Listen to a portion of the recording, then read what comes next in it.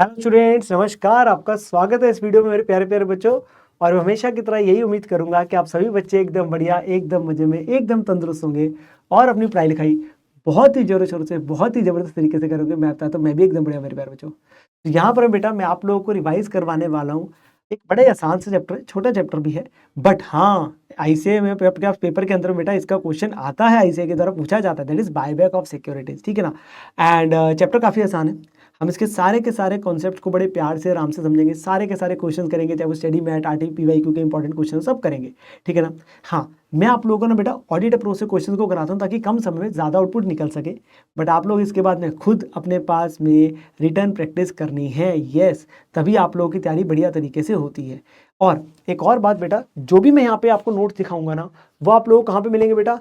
इसी वीडियो के नीचे आप लोगों को मिल जाएगा बेटा सीए इंटर द्रोणा बैच का लिंक, जहां पर मैं आपको नोट्स मिलेंगे without annotated and with annotated as well, दोनों के दोनों। ठीक है ना। एंड इसी वीडियो के नीचे एक और आपको लिंक मिलेगा, दैट इज आपके पास जो वन शॉट्स के आपके पास प्लेलिस्ट का लिंक है, जहां पर बाकी चैप्टर्स के बिना आप लोगों को वन शॉट्स अवेलेबल हो जाएंगे, ताकि आप आराम से उन चैप्टर्स को भी रिवाइज कर सकते हैं। और एक और प्लेलिस्ट का लिंक है जहां पर आप लोगों के लिए बेटा जो मैराथन वीडियोस है एंड इनफैक्ट जो case study, RT, PYQ videos है, उसके लिंक भी आप लोगों के पास में अवेलेबल है, ताकि आप अपनी तैयारी कर सके बढ़िया तरीके से। अपने पास में आप तैयारी करिए एडवांस अकाउंटिंग के सब्जेक्ट की, ताकि आपको कोई भी दिक्कत, कोई भी परेशानी, कोई भी कंफ्यूजन ना हो। तो चलिए मेरे प्यारे बच्चों, स्टार्ट करते हैं रिवीजन इस चैप्टर की, that is buyback of securities की। एक आसान सा चैप्टर है। मेरे प्यारे प्यारे बच्चों, चैप्टर बहुत ही ज्यादा आसान है। चैप्टर का नाम क्या आ रहा है my dear student? That is buyback of securities. No, जैसे ही वर्ड मैं बोलता हूं बेटा अपने पास में सिक्योरिटीज, तो सिक्योरिटीज मींस यहां पर मैं बोलते हैं प्राइमरीली शेयर्स। प्राइमरीली शेयर्स तो एक चीज होती है बेटा, इशू ऑफ शेयर्स। हम बोलते हैं इशू ऑफ शेयर। जब शेयर इशू करते हैं, बचपन में सीखते हैं entry, sir bank account debit करते हैं, शेयर कैपिटल क्रेडिट करते हैं। तो जब इशू करते हैं तो पैसा आता है और शेयर कैपिटल बढ़ती है, तो बैंक बैलेंस बढ़ता है, शेयर कैपिटल बढ़ती है। हाँ, प्रीमियम पे इशू करते हैं तो सिक्योरिटी प्रीमियम भी आ जाता है। ठीक है ना। ये चैप्टर उसका उल्टा हो रहा है। बायबैक का मतलब होता है मेरे प्यारे बच्चों, परचेज करना अपने ही शेयर्स को कंपनी के द्वारा। तो कंपनी अपने ही शेयर्स खरीद रही है और उसको क्या कर रही है? कैंसिल कर रही है। तो जब शेयर्स हम बायबैक करते हैं, हम जब शेयर्स बायबैक करते हैं तो उनको क्या किया जाता है? कैंसिल किया जाता है। कैंसिल करने से क्या होगा सर? कैपिटल कम हो जाएगी। कैंसिल करने से, बायबैक करने से कैपिटल क्या हो जाएगी बेटा? कैपिटल आपके पास में रिड्यूस हो जाएगी, कम हो जाएगी। हाँ, इसके अंदर मैं बताया था, जब हम शेयर्स बोलते हैं तो बेटा इक्विटी होते हैं, प्रेफरेंस होते हैं। इस चैप्टर के अंदर जब हम बात करते हैं ना बायबैक ऑफ सिक्योरिटी, जो शेयर्स बोलते हैं हम लोग, इसमें हम इक्विटी की प्राइमरीली बात करते हैं। प्रेफरेंस की बेटा, प्रेफरेंस के लिए तो हम अलग से सीखते हैं, रिडीम किया जाता है उनको, redemption of preference share section 55 को बन करता है। वैसे तो वो चैप्टर भी फाउंडेशन लेवल पे बच्चों को सिखाया जाता है, बट यहाँ पर मैं उसको आपको सिखाऊंगा कि रिडम्पशन के समय क्या अकाउंटिंग ट्रीटमेंट होती है, बिकॉज मेरे पास उसका भी रेलिवेंस इस चैप्टर के अंदर कई बार आ जाता है, रिडम्पशन ऑफ प्रेफरेंस शेयर्स का। बट हम यहाँ पर जब बायबैक की बात करते हैं तो we primarily talk about the आपके पास में बायबैक ऑफ इक्विटी शेयर्स। ठीक है ना। Yes sir. तो ये जो शेयर हम बायबैक करते हैं बेटा, इससे क्या होता है? शेयर कैपिटल कम हो जाती है। तो आपकी शेयर कैपिटल कम हो जाएगी, क्योंकि जब आप उनको पैसा दोगे और आपका शेयर्स कैंसिल करो तो कैपिटल कम हो जाएगी, और साथ में क्या हो जाएगा? बैंक बैलेंस भी तो कम हो जाएगा ना। तो जिसके पास सफिशिएंट कैश होता है ना, वो डिसाइड करते हैं अपने शेयर्स को बायबैक करने का। तो जब इशू करने से बैंक बैलेंस बढ़ता है, कैपिटल बढ़ती है, तो इस बायबैक से कैपिटल कम हो जाएगी और बैंक बैलेंस कम हो जाएगी, क्योंकि हम पैसा दे रहे हैं और उससे हमारी कैपिटल कम हो जाएगी। ठीक है ना। Yes sir. सर हमें ये बताइए बायबैक हम क्यों करते हैं? तो what are the objectives, what are the advantages of buyback? तो जनरल थ्योरेटिकल पार्ट है, फिर हमारे पास कुछ और चीजें आएगी। तो एक होता है बेटा, इससे अर्निंग पर शेयर बढ़ जाती है। अर्निंग पर शेयर शॉर्ट में ईपीएस होता है। वैसे तो ईपीएस का एक अलग स्टैंडर्ड भी आता है, हम सीखते हैं AS20 में। ईपीएस का जनरल फॉर्मूला क्या होता है सर? अर्निंग्स, बताओ मुझे क्या होता है sir? Earnings divided by number of shares, यही होता है। अब मुझे बताओ, कंपनी जब अपने पास शेयर्स को बायबैक करेगी मेरे प्यारे बच्चों, तो क्या नंबर ऑफ शेयर्स कम नहीं हो जाएंगे? Yes sir. तो मेरे को बताओ, जब डिनोमिनेटर कम हो जाएगा, डिनोमिनेटर कम हो जाएगा, बायबैक करने से शेयर्स कम हो जाएंगे, और ये ज्यूम करते हुए कि अर्निंग्स बायबैक के बाद भी सेम रहेगी, तो क्या हमारा ईपीएस बढ़ जाएगा? क्योंकि जब डिनोमिनेटर कम होगा तो आपकी जो रेशियो है वो बढ़ जाएगी। तो यही कह रहा है, अर्निंग पर शेयर बढ़ जाएगा अगर कोई डाइल्यूशन नहीं है कंपनी के अर्निंग्स में, क्योंकि बायबैक से नंबर ऑफ शेयर्स कम हो जाते हैं ऑब्वियसली। सेकंड, इससे प्रमोटर होल्डिंग बढ़ जाएगी। तो होता है क्या है, जब कंपनी शेयर्स जो बायबैक करते हैं उन्हें कैंसिल कर दिए तो कैपिटल कम होगी। तो होता है क्या है, जो भारी लोग हैं जब उनके शेयर्स मान लीजिए कैंसिल करते हैं, बायबैक करते हैं, तो जो प्रमोटर्स है उनकी परसेंटेज होल्डिंग बढ़ जाती है, परसेंटेज होल्डिंग बढ़ जाएगी। ठीक है ना। एंड साथ में डिस्करेज भी करता है, डिस्करेज करता है किसको, बाकियों को, to make hostile bid to take over the company. अब मान लीजिए छोटे छोटे लोग हैं वो इकट्ठे कर रहे हैं अपने पास शेयर्स, कोई 5%, कोई 2%, कोई 3%, अगर वो सारे इकट्ठे हो जाए और कंपनी में दावा बोल दे इस चीज का कि वो बिड करे टेक ओवर करने का, तो अगर उनके शेयर्स उससे पहले ही बायबैक करके कैंसिल कर देंगे, तो वो अगर वो हमारे पे हॉस्टाइल बिड कर रहे थे तो हम उसको अपने पास में डिस्करेज कर रहे हैं, तो कंपनी को जो टेक ओवर का थ्रेट लग रहा था वो आपके पास में डिस्करेज हो जाएगा। That is to eliminate the threat by the shareholders who are looking for a controlling stake, कि जो लोग भारी लोग सोच रहे थे कि हम थोड़े थोड़े शेयर करके बाद में इकट्ठे होकर कंपनी के ऊपर दावा बोल देंगे तो हम शेयर्स उनके अगर कैंसिल कर देंगे वो थ्रेट हमारा दूर हो जाएगा और उससे प्रोमोटर की होल्डिंग भी अब बढ़ जाएगी, जो एग्जिस्टिंग हमारे प्रोमोटर्स हैं उनकी परसेंटेज होल्डिंग बढ़ जाएगी। फिर to support the share price on the stock exchange when the share price in the opinion of the company management is less than its worth, specially in depress market. मान लीजिए company के share की बेटा face value जो है वो 100 रुपए है, कंपनी का जो है मार्केट में जो प्राइस आपके पास बायबैक प्राइस जो है, मार्केट प्राइस में बोलता हूं, चलो जो कंपनी का मार्केट में अभी दाम चल रहा है वो मार्केट में दाम चल रहा है बेटा 200 रुपए। कंपनी कहते हैं हमारे हिसाब से ना ये मार्केट में जो हमारा दाम चल रहा है ना कम चल रहा है, ये आने वाले टाइम में ना बहुत बढ़ेगा, हमें लगता है 500 रुपए जाएगा प्राइस, हमें लगता है 500 रुपए जाएगा, मतलब आज की डेट में ये वैल्यू कम है। तो हम क्या करेंगे, हम कहते हैं ऐसा है, हम ना आज ना अपने शेयर होल्डर्स को ना शेयर बायबैक करते 300 रुपए में, हम उन्हें 200 के बदले एक्स्ट्रा देते हैं 100 रुपये और, तो वो अपना शेयर कैंसिल करा लेंगे, वो अपना शेयर कैंसिल करा, और कल को जब मार्केट में शेयर का दाम बढ़ जाएगा, पहुंच जाएगा 500 पे जो हमें उम्मीद है, तो हम फिर इशू कर देंगे। तो ये कंपनी अपने पास में करने जा रही है, तो वो ये कह रहा है that is to support the share price on the stock, जब share price in the opinion of the management, company को ऐसा लग रहा है उनके ओपिनियन में कि वो लेस देन है उसकी वर्थ, तो कंपनी को लग रहा है 500 रुपए वर्थ है पर आज वो 200 का चल रहा है, ठीक है ना, specially in depress market, that is to take the advantage of undervaluation, कि हमारा शेयर का जो प्राइस है मार्केट में वो अंडर वैल्यू है। For instance company is undervalue due to any reason, it buys it share buyback at the market price, and बाद में इशू कर देगी जब प्राइस गो अप हो जाएगा, तो बाद में दोबारा इशू कर देंगे, प्राइस बढ़ जाएगा, ठीक है ना, बायबैक कर लेते हैं। और चौथा है बेटा to pay surplus cash to the shareholder जब company does not need for the business, हमारे पास वाधु पैसा पड़ा जी, बहुत सरप्लस पैसा, पैसा ही पैसा है, तो जब पैसा ही पैसा पड़ा है कंपनी कहते मुझे और कुछ नहीं करना, तो हम क्या करते, हम ऐसा करते बायबैक कर लेते हैं, हम क्या करते हैं, हम बायबैक कर लेते हैं। बहुत सारी कंपनीज वगैरह का आपको सुनने को मिलता है, नेट पे कभी भी डालिए, विप्रो वगैरह, इन्फोसिस, बहुत सारी कंपनी जो कैश रिच कंपनीज होती है ना वो अपने पास बायबैक कर लेते हैं, उससे क्या होता है वो कहते हैं हमें पैसे की कोई जरूरत तो है नहीं, तो हम इस सरप्लस कैश को इसके लिए इस्तेमाल कर लेते हैं, ठीक है ना। फिर आती है बेटा कुछ बेसिक कंडीशंस, तो बेटा बेसिक कंडीशंस हमारा ना सेक्शन 68 कंपनी लॉ का, जब आप कंपनी लॉ में पढ़ते हैं तो वो गवर्न करता है, कोई भी कंपनी अपने शेयर्स को अपने पास में जो है बायबैक नहीं कर सकती, कब तक, जब तक वो ऑथराइज बाय आर्टिकल्स नो, पहला आर्टिकल्स के द्वारा ऑथराइज, फिर स्पेशल रेजोल्यूशन पास किया होना चाहिए जनरल मीटिंग में, तो एसआर पास होना चाहिए बायबैक करने के लिए। हाँ इसमें कैपिंग है, मैं आगे लिमिट्स की बात करूंगा कि हम मैक्सिमम एक बार में बायबैक जो कर सकते हैं मैक्सिमम वो 25% कर सकते हैं बेटा, paid up capital plus free reserves का, हम मैक्सिमम कितना कर सकते हैं 25% बायबैक कर सकते हैं मैक्सिमम एक टाइम पर, उसके लिए क्या पास करना पड़ेगा, एसआर। बट इस पॉइंट की एक छोटी सी एक्सेप्शन है, तो मैक्सिमम तो कितना है वैसे, मैक्सिमम है 25%, वो लिमिट मेरी आगे जाके आएगी इसलिए मैंने यहां नहीं लिखी हुई, वो मेरी आगे से कंडीशंस में आएगी, बट मैं वैसे बता रहा हूं कि मैक्सिमम 25% कर सकते हो और उसके लिए क्या पास करना पड़ता है, स्पेशल रेजोल्यूशन। बट एक एक्सेप्शन है इस पॉइंट की कि कब आप एसआर ना पास करो और तो भी बायबैक कर सकते हो, वो कहता है अगर बायबैक 10% तक का है ना paid up equity plus reserves का, मतलब अगर 10% तक का ही बायबैक कर रहे हो paid up equity plus reserves का, तो बोर्ड रेजोल्यूशन से भी काम चल जाएगा, मतलब कि 10% तक अगर करना है तो बोर्ड रेजोल्यूशन से काम चल लो, और 10 से 25 तक के लिए एसआर पास करना पड़ेगा, ये हो गया। 25 से ज्यादा आप कर नहीं सकते, 25% ज्यादा एक बार में। फिर अगला आता है मेरे प्यारे बच्चों कि गैप होना चाहिए 1 साल का in the buyback offer from the date of the closure of previous, पिछले साल पिछला बायबैक जब भी कंप्लीट हुआ था और अगला बायबैक जो है उसके बीच में 1 साल का गैप होना चाहिए, मतलब 1 साल में ना 2 बार बायबैक नहीं कर सकते सिंपली, तो 1 साल का गैप होना चाहिए कम से कम पिछले बायबैक से लेकर अगले के बीच में। फिर सारे शेयर्स क्या होने चाहिए, फुली पेड अप होने चाहिए, ऐसा नहीं कि शेयर्स पार्टली पेड अप, पहले फुली पेड अप करो, जो शेयर होल्डर की कमिटमेंट थी फेस वैल्यू के तब पूरा पैसे देने की थी वो पूरा होगा, उसके बाद भी बायबैक करेंगे फुली पेड अप। फिर एवरी बायबैक को कंप्लीट कर देना within 12 months from the date of passing the resolution, जिस दिन रेजोल्यूशन पास हो उसके मैक्स 12 महीने के अंदर आपको बायबैक कंप्लीट करने का है, चाहे वो एसआर पास हुआ था या वो बोर्ड डिसीजन, तो उसके 12 महीने के अंदर में आपको पेमेंट करके शेयर्स कैंसिल करने वाली पूरी एक्टिविटी को कंप्लीट करना है, ठीक है ना। बायबैक कैसे किया जा सकता है, जनरल नॉलेज की बात है सिर्फ, it may be from existing share holders से किया जा सकता है प्रोपोर्शनेट बेसिस पे, कि हम बोल सकते हैं हर व्यक्ति जिसके पास 5 शेयर वो 1 शेयर बायबैक हम अपने पास करने की बात करें, टेंडर ऑफर का तरीका होता है, ठीक है ना, तो वो एक आपका हो सकता है प्रोपोर्शनल बेसिस पे हर शेयर होल्डर को दिया जा रहा है, या ओपन मार्केट से स्टॉक एक्सचेंज से किया जा सकता है, या परचेज किए जा सकते हैं सिक्योरिटीज जो इंप्लॉइज को हमने वगैरह शेयर दिए थे, स्कीम ऑफ स्टॉक ऑप्शन है सिक्योरिटी। तो जो इंप्लॉइज को हमने शेयर वगैरह दिए थे सिक्योरिटी वगैरह के आपका स्टॉक ऑप्शन के, वो हम बायबैक कर रहे हैं। तो अलग अलग तरीकों से कंपनी जो है बायबैक कर सकती है, ठीक है ना। फिर आपके पास में बेटा हमारे पास ये कुछ नीचे पॉइंट लिखे, उसका मेरा रेलेवेंस आगे आ जाएगा। अब मैं बात करने जा रहा हूँ अबाउट दी जर्नल एंट्रीज, जो हमारा मेन पार्ट है। अब आता है मेन प्रैक्टिकल पार्ट। अभी देखना थोड़ा थ्योरी चल रही थी, आपको लग रहा था पता नहीं यार क्यों बोरियत सी महसूस हो रही है। बोरियत नहीं है, बेस बनाना जरूरी है, क्योंकि मेरे को तो आपको सारा कॉन्सेप्ट सिखाना है, ठीक है ना। अब जर्नल एंट्रीज क्या है, सबसे पहले ये वैसे आपको किसी क्वेश्चन में देखने को नहीं मिलता, पर पता होना चाहिए। मैंने बोला था ना शेयर्स फुली पेड अप होने चाहिए, तो ये पॉइंट तभी आएगा अगर शेयर्स मेरे पार्टली पेड अप है। तो अगर मेरे पार्टली पेड अप शेयर्स है, अगर है, वैसे क्वेश्चन फुली पेड अप, तो पहले उनको फुली पेड अप करो, make them fully paid up.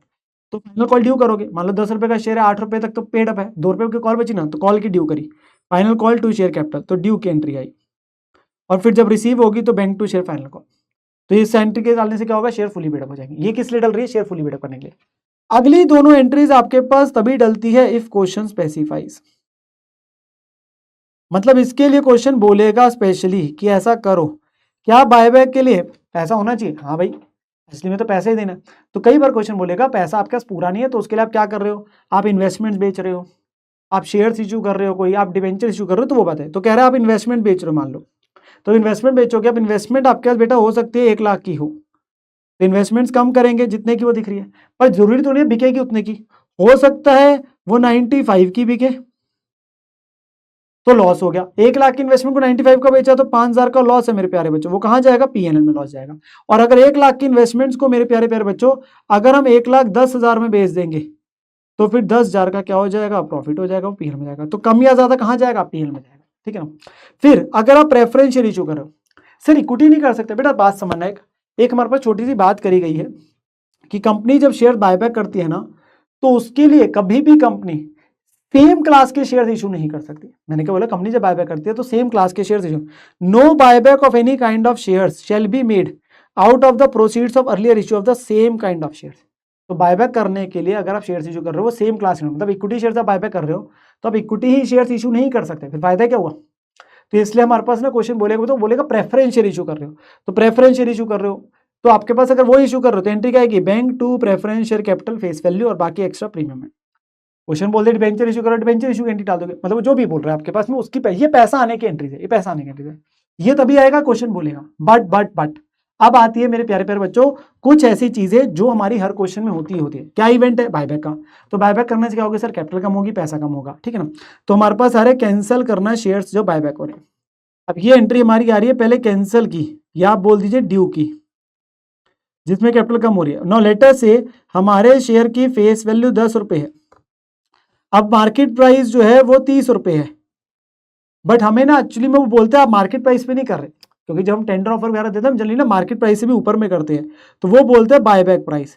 No buyback price मान लीजिए 35 है, तो क्वेश्चन सीधा क्या बोलता है, फेस वैल्यू कितनी है और बायबैक प्राइस कितना है, तो हम बायबैक प्राइस है।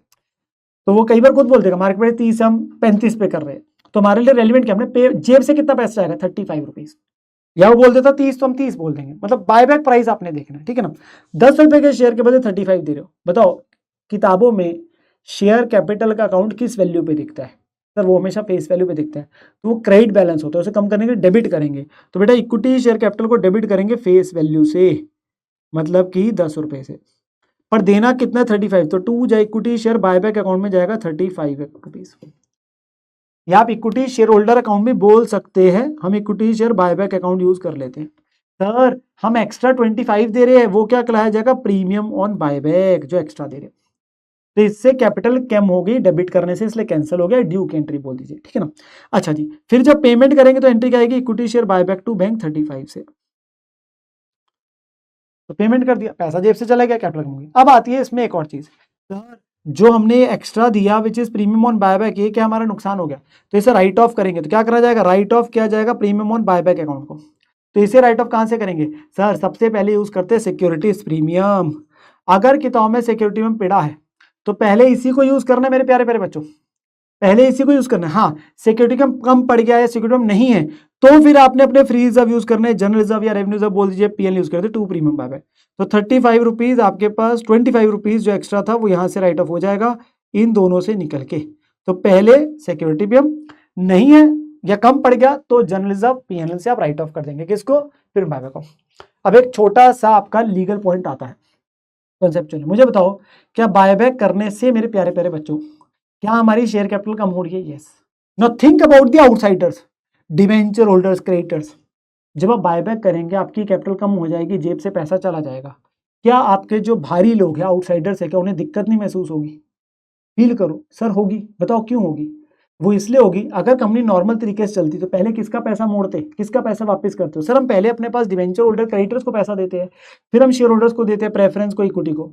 आज आप बायबैक करने से पहले इक्विटी वालों को पैसा देके खत्म कर रहे हो, तो आपकी कैपिटल कम हो रही है, तो बाहर के लोगों को तो दिक्कत होगी।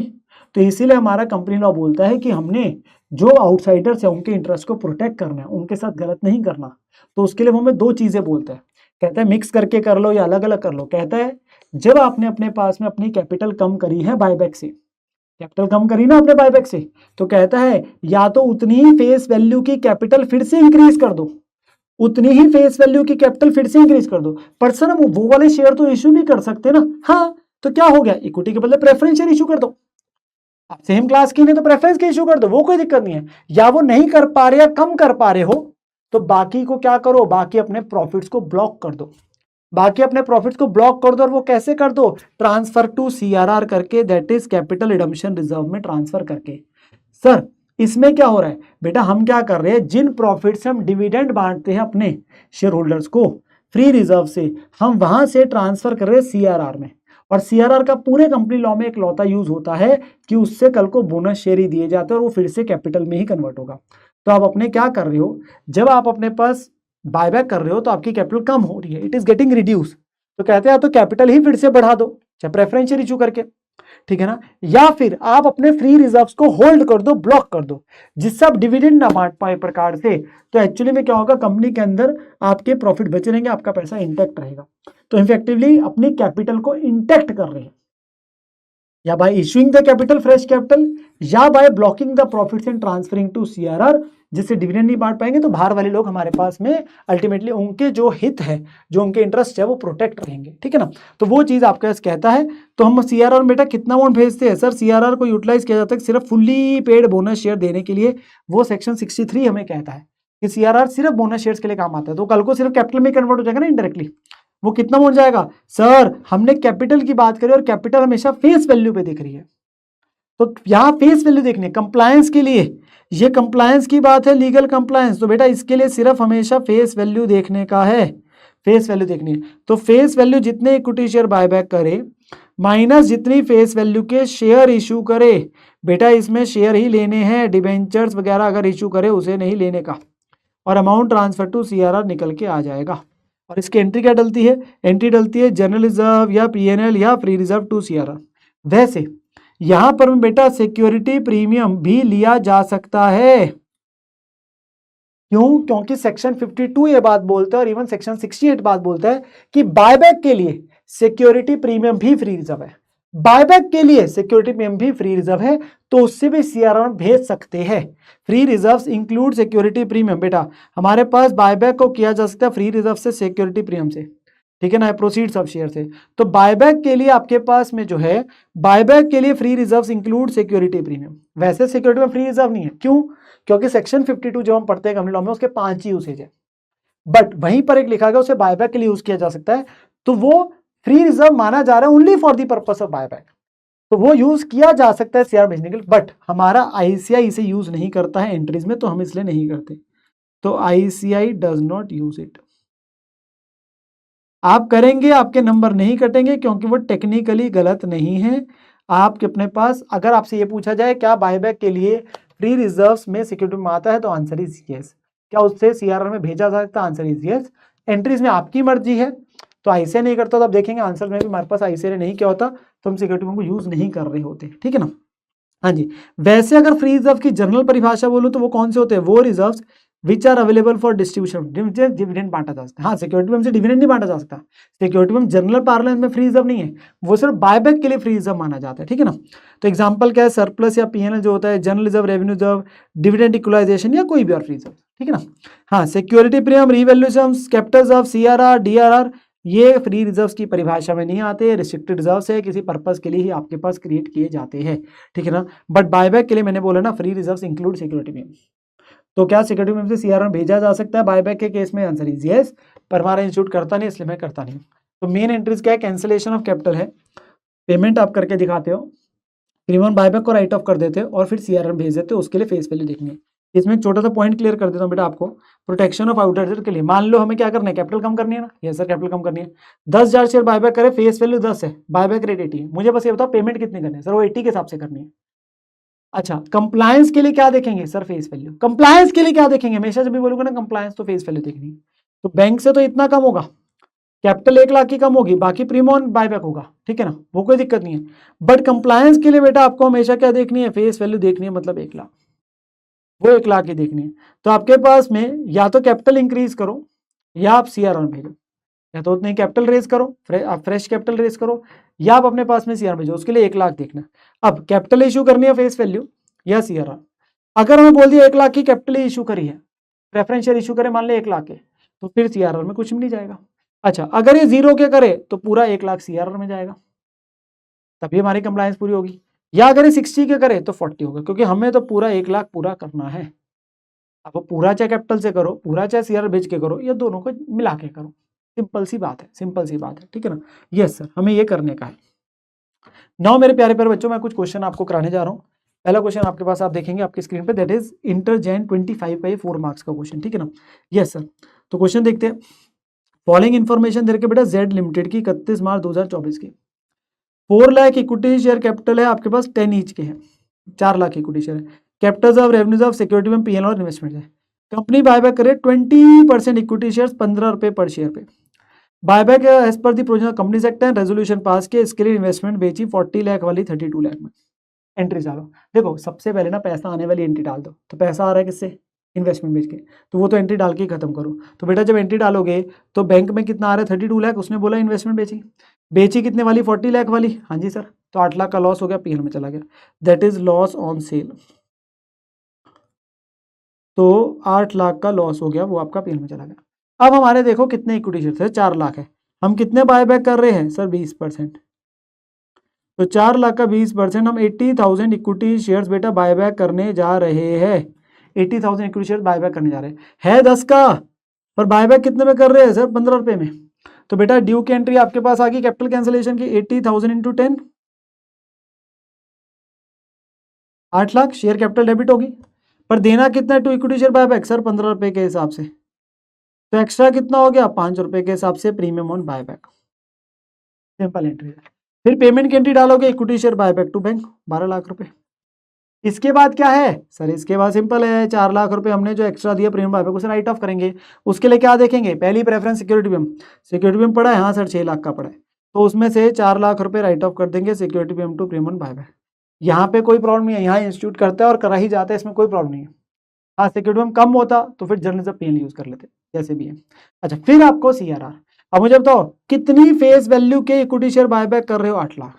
कितनी फेस वैल्यू के आपने कोई शेयर इशू करे? नो सर, शेयर इशू नहीं करे, फेस वैल्यू के तो शेयर इशू ही नहीं करे इस पूरे क्वेश्चन में, वो तो इन्वेस्टमेंट बेची थी। तो कंप्लायंस के लिए हमें फेस वैल्यू देखनी है, तो 8 लाख है शेयर इशू, तो 8 लाख सीआरआर में जाएगा, 8 लाख सीआर में जाएगा। उसके लिए क्या यूज कर लेंगे सर? फ्री रिजर्व यूज कर लेंगे हमारे पास में। तो रेवेन्यू रिजर्व पड़ा है आपके पास में, पीएल पड़ा है। क्या वैसे सिक्योरिटी में यूज कर सकती है? देखो 6 लाख का था, 4 लाख ही यूज हुआ हमारा, तो 2 लाख तो वो भी यूज हो सकता है। पर मैंने बोला ना जैसे इंस्टीट्यूट करता नहीं, वो क्या कर रहा है? रेवेन्यू रिजर्व या पीएनएल टू सीआरआर हो गया, जितनी फेस वैल्यू के विच इज 8 लाख, ठीक है ना। क्योंकि फ्रेश शेयर था नहीं तो इसलिए ऐसा हो गया, फ्रेश शेयर इशू नहीं करे थे तो पूरा अलग। हाँ कुछ फ्रेश शेयर इशू करे तो उतना कम भेज देते सीआर में। तो revenue reserve PNL to capital redemption reserve CRR में आपने ट्रांसफर कर दिया। इस एंट्री के लिए मैं बोल रहा था क्या सिक्योरिटी में यूज कर सकते थे? हाँ वो कर सकते थे, हमारा इंस्टीट्यूट एंट्रीज में करता नहीं, इसलिए मैंने भी यहाँ पे नहीं किया। आप देख सकते हैं आंसर इंस्टीट्यूट का ये, ठीक है ना। फिर मेरे प्यारे प्यारे बच्चों अगला क्वेश्चन आ रहा है, यह आया था कोई 15 नंबर का क्वेश्चन और आरटीबी में था। हाँ जी सर, बड़े आसान से चैप्टर है आपके सामने, आप खुद देख सकते हैं। देखो उसने क्या बोला, एक्स लिमिटेड आपको क्या दे रहा है मेरे प्यारे बच्चों? बैलेंस शीट दे रहा है 31 मार्च 21 की, ठीक है जी। इसमें आपको बैलेंस शीट दी है, इक्विटी शेयर 20 रुपए का है, जो नॉर्मली शेयर हमेशा 10 का मिलता है। क्वेश्चन को कराने का कारण ये है। तो आपके नंबर ऑफ शेयर देखो, मैं बताऊँ नंबर ऑफ शेयर कितने हो गए? 50 लाख डिवाइड बाय 20, 2,50,000 शेयर है। पहले तो ये देख लो, प्रेफरेंस शेयर्स भी 100 इज फुली पेड वाले, ठीक है जी, वो तो कोई दिक्कत नहीं, 100 का है तो 10,000 शेयर है, बाकी सारी चीज़ें दे रखी है आपको बैलेंस शीट में। शेयर होल्डर्स ने रेजोल्यूशन अडॉप्ट किया ऑन दी डेट में आपके पास जो दे रखी है, हमें बायबैक करना है 25% ऑफ द कैपिटल को, डिसाइड किया कि हम प्राइस ऑफर करेंगे 20% ओवर द मार्केट। जैसे मतलब मार्केट में जो प्राइस चल रहा है उससे हम थोड़ा ज्यादा करते हैं। हाँ, प्रीवेलिंग मार्केट वैल्यू क्या है कंपनी के शेयर की 30। तो मुझे बताओ बायबैक का प्राइस क्या हुआ। सर बायबैक का प्राइस हुआ, हम कितने बायबैक करने जा रहे हैं, जितना मार्केट में प्राइस है उससे थोड़ा सा और एक्स्ट्रा कर रहे हैं, तभी तो वो हमें अपना शेयर देगा ना। तो 30 में 20%, दैट इज शेयर पे हो गया 36। अब इसके अंदर में हमारे शेयर की फेस वैल्यू कितनी है। सर फेस वैल्यू थी 20, अभी तो देखी, तो एक्स्ट्रा जो प्रीमियम है वो कितना हो गया 16 रुपये। सबसे पहले तो यही ठीक करना भाई, यही गलत हो गया तो प्रॉब्लम हो जाएगी, एंट्री सारी गलत हो जाएगी, ठीक है ना। ये सब बायबैक करने के लिए कंपनी ने क्या क्या क्या इशू किए, 3,000 14% डिवेंचर्स 100 वाले 20% प्रीमियम पे, 2500 10% प्रेफरेंशियल 100 रुपये वाले। तो ये पैसा आने की एंट्रीज है, इनको डाल दूँ, ठीक है। और भी चीज़ें आप देखेंगे, हमसे क्या मांग रहे हैं, देखो एंट्रीज मांग रहे हैं और बैलेंस शीट बनानी है आफ्टर दी बायबैक, चीज़ें और भी है, पर ये तो पैसा आने की एंट्रीज, ये तो फटाफट डाल दूँ। हाँ सर ये डाल दो, 3,000 डिवेंचर्स 100 वाले 20% में मतलब 20 रुपीज़, तो 3,000 इंटू आपके पास आ जाएगा बैंक 14% डिवेंचर, 3,000 इंटू 100, मैं वैल्यू बताते जा रहा हूँ कैसे आ रही है। 20% प्रीमियम हो गया, 20% मतलब 20 रुपये, तो 3,000 इंटू 20, टोटल आया 360। फिर आपके प्रेफरेंस शेयर भी इशू करे 2500, 100 पे ही करे है तो bank to preference share capital 250। Sir बड़ा आसान हो गया, तो 2500 शेयर थे, 100 रुपये वाला था, इसमें तो कोई प्रॉब्लम नहीं है। नो सर इसमें कोई प्रॉब्लम नहीं है, ये आसान था। फिर बेटा अगली एंट्री क्या है, इन्वेस्टमेंट भी बेची 1 लाख वाली कितने 150 में, तो वो भी आ जाएगी इजी, तो 150 में बेची है तो बैंक में आ गया 150, इन्वेस्टमेंट है 1 लाख की, एक्स्ट्रा क्या हो गया profit on sale of investment 50, जो कहाँ चला जाएगा पीएनएल में 50,000, 1 लाख वाली को 150 बेचा, जाता है बेचा, ठीक है जी। फिर आता है बेटा आपके पास में बैलेंस मेंटेन करना है 2 लाख का रेवेन्यू रिजर्व में, ये देखते हैं इसका क्या रोल आएगा। और फिर कंपनी ने बाद में बोनस शेयर इशू करे, तो ये बोनस में अलग से सिखा दूंगा आपको। अब मैं अपने बायबैक की एक्टिविटी पे चलने लगा फर्स्ट पॉइंट में, कितने शेयर बायबैक करने सर 25%, टोटल शेयर कितने हैं सर 2.5 लाख है, मैंने कहा था ना 2.5 लाख शेयर है, और 25% बायबैक करने हैं, तो 2.5 लाख का 25% कितना हो गया सर 2,50,000 का 25% शेयर बायबैक करने हैं।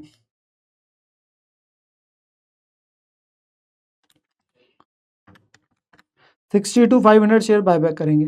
सर 20 वाला है, दे रहे 16 रुपये फालतू है 20 वाला 16 रुपये फालतू देंगे तो 36 रुपीज़ में बायबैक करने जा रहे हैं। तो एंट्रीज देखे हाँ सर, तो देखो यहाँ पे मेरे पास में बेटा प्यार प्यार से देखो, equity share capital 60 to 500 into 20, क्योंकि फेस वैल्यू 20 है, एक्स्ट्रा कितना है 16 रुपये है, क्योंकि 36 देना है तो 16 रुपये आ गया, to equity share buyback 36 rupees. फिर आपके पास पेमेंट की एंट्री है equity share buyback to bank 20 to 50, 10 lakh रुपए प्रीमियम बायबैक है, उसके लिए सिक्योरिटी में पड़ा ही है सर, सिक्योरिटी में 12 लाख है, कोई दिक्कत की बात नहीं है, ठीक है ना। और हमारा ऊपर भी आया था डिवेंचर को इशू किए थे, तो वो इजिली राइट ऑफ हो जाएगा, security premium to premium buyback 10 lakh रुपए, जो एक्स्ट्रा 10 लाख रुपीज थे ये वाले, ये राइट ऑफ कर दिया। अब CR1 भेजना है, CR1 भेजना है, CR में कितना भेजोगे सर, इसके लिए ना 2 चीजें देखा करो, face value equity share capital की जो आपने बायबैक करी, फेस वैल्यू नए शेयर की, तो नए शेयर की फेस वैल्यू कितनी है 250 है।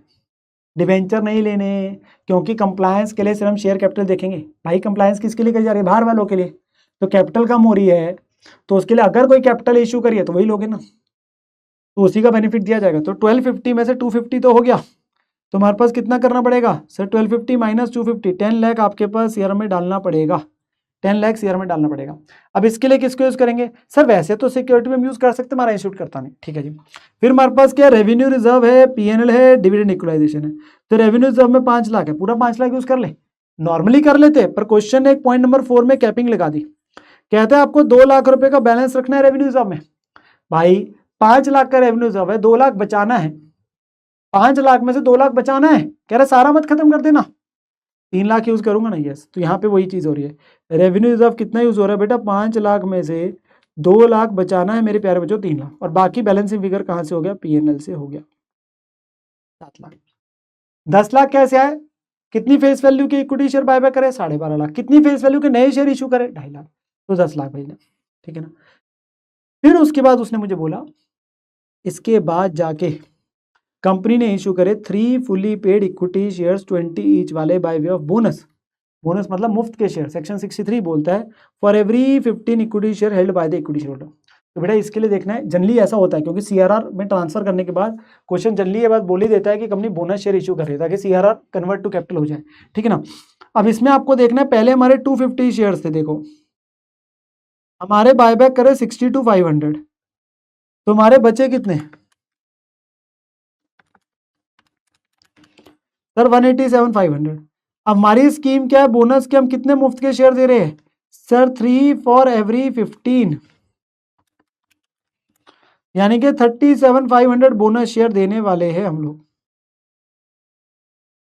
और कितने रुपए का है सर 20 रुपए का है हमारे शेयर की फेस वैल्यू, तो 7.5 लाख का अमाउंट बन गया। तो 7.5 लाख का बोनस का अमाउंट है। तो बोनस की एंट्रीज क्या डलती है बेटा, बहुत बेसिक सी डलती है। मैं बोनस की एंट्रीज आपको एक बार रिवाइज करा दूं। ये सब देखो बोनस की ना एंट्रीज, वैसे तो हम फाउंडेशन में सीखते हैं पर फिर भी मेरे को होता है मैं यहाँ पे रिवाइज करा देता हूँ। तो बोनस इशू बेटा होता है सेक्शन 63 के द्वारा मुफ्त के शेयर देना to existing shareholder, fully paid bonus share देना fully paid existing shareholders को। तो बोनस देने में क्या होता है बेटा, बैंक पैसा तो आ नहीं रहा, तो रिजर्व्स कम होते हैं, कैपिटल बढ़ती है, रिजर्व कम हो रहे हैं कैपिटल बढ़ती है। तो ये एक तरीका है, इसको दिखाने के हम दो एंट्रीज डालते हैं, रिजर्व्स कम करना to bonus to share holder, bonus to share holder to share capital. तो बोनस टू शेयर होल्डर एक तरीके से कैंसिल हो जाता है, तो एंट्री क्या हो रही है, कैपिटल बढ़ रही है, रिजर्व्स कम हो रहे हैं। अब रिजर्व्स कौन कौन से बेटा यूज होते हैं, तो पहली प्रेफरेंस हमेशा सीआरआर, क्यों, क्योंकि उसका एक लौता यूज है पूरे कंपनी लॉ में, दैट इज बोनस के लिए। फिर अगर वो नहीं है या कम पड़ गया तो सिक्योरिटी में, वो भी नहीं है तो फ्री हिसाब। ये तरीका है। तो रिजर्व्स कम करेंगे ये वाले to bonus to share holder, फिर bonus to share holder to equity share capital. अब इसी क्वेश्चन में अगर मैं देखूं, हमें 7.5 लाख है, कहां से निकालेंगे सर, अभी तो सीआरआर में भेजा 10 लाख, अभी तो भेजा, तो सीआरआर में 10 लाख रुपए, तो वहीं से यूज हो जाएगा ना 7.5 लाख। तो दो एंट्रीज पास हो जाएगी, CRR to bonus to share holder 7.5 lakh और bonus to share holder to equity share capital, जो एंट्रीज मैंने आपको अभी दिखाई थी, ठीक है ना। और इसका नीचे वर्किंग भी दिया हुआ है आपके पास, अगर चेक करेंगे जो मैंने आपको पूरी वर्किंग करके दिखा दी थी 750 की, ठीक है ना। ना इसके बाद क्या बनाने मेरे प्यारे प्यारे बच्चों, बैलेंस शीट बनानी। बैलेंस शीट के लिए हमेशा क्या देखो, क्वेश्चन की बैलेंस शीट है उसी सीक्वेंस में बनाओ, ठीक है ना। तो इक्विटी शेयर कैपिटल आपका शेयर कैपिटल है, रिजर्व सरप्लस है, नॉन करंट लायबिलिटीज आ जाएगी आपके पास में और करंट लायबिलिटीज वगैरह है, बाकी एसेट साइड है। तो ये शेयर होल्डर फंड में आ गया शेयर कैपिटल, रिजर्व सरप्लस, ये बैलेंस शीट का मेन फॉर्मेट बन गया। मेन नोट्स पे चलते हैं। ये सबसे पहले शेयर कैपिटल है।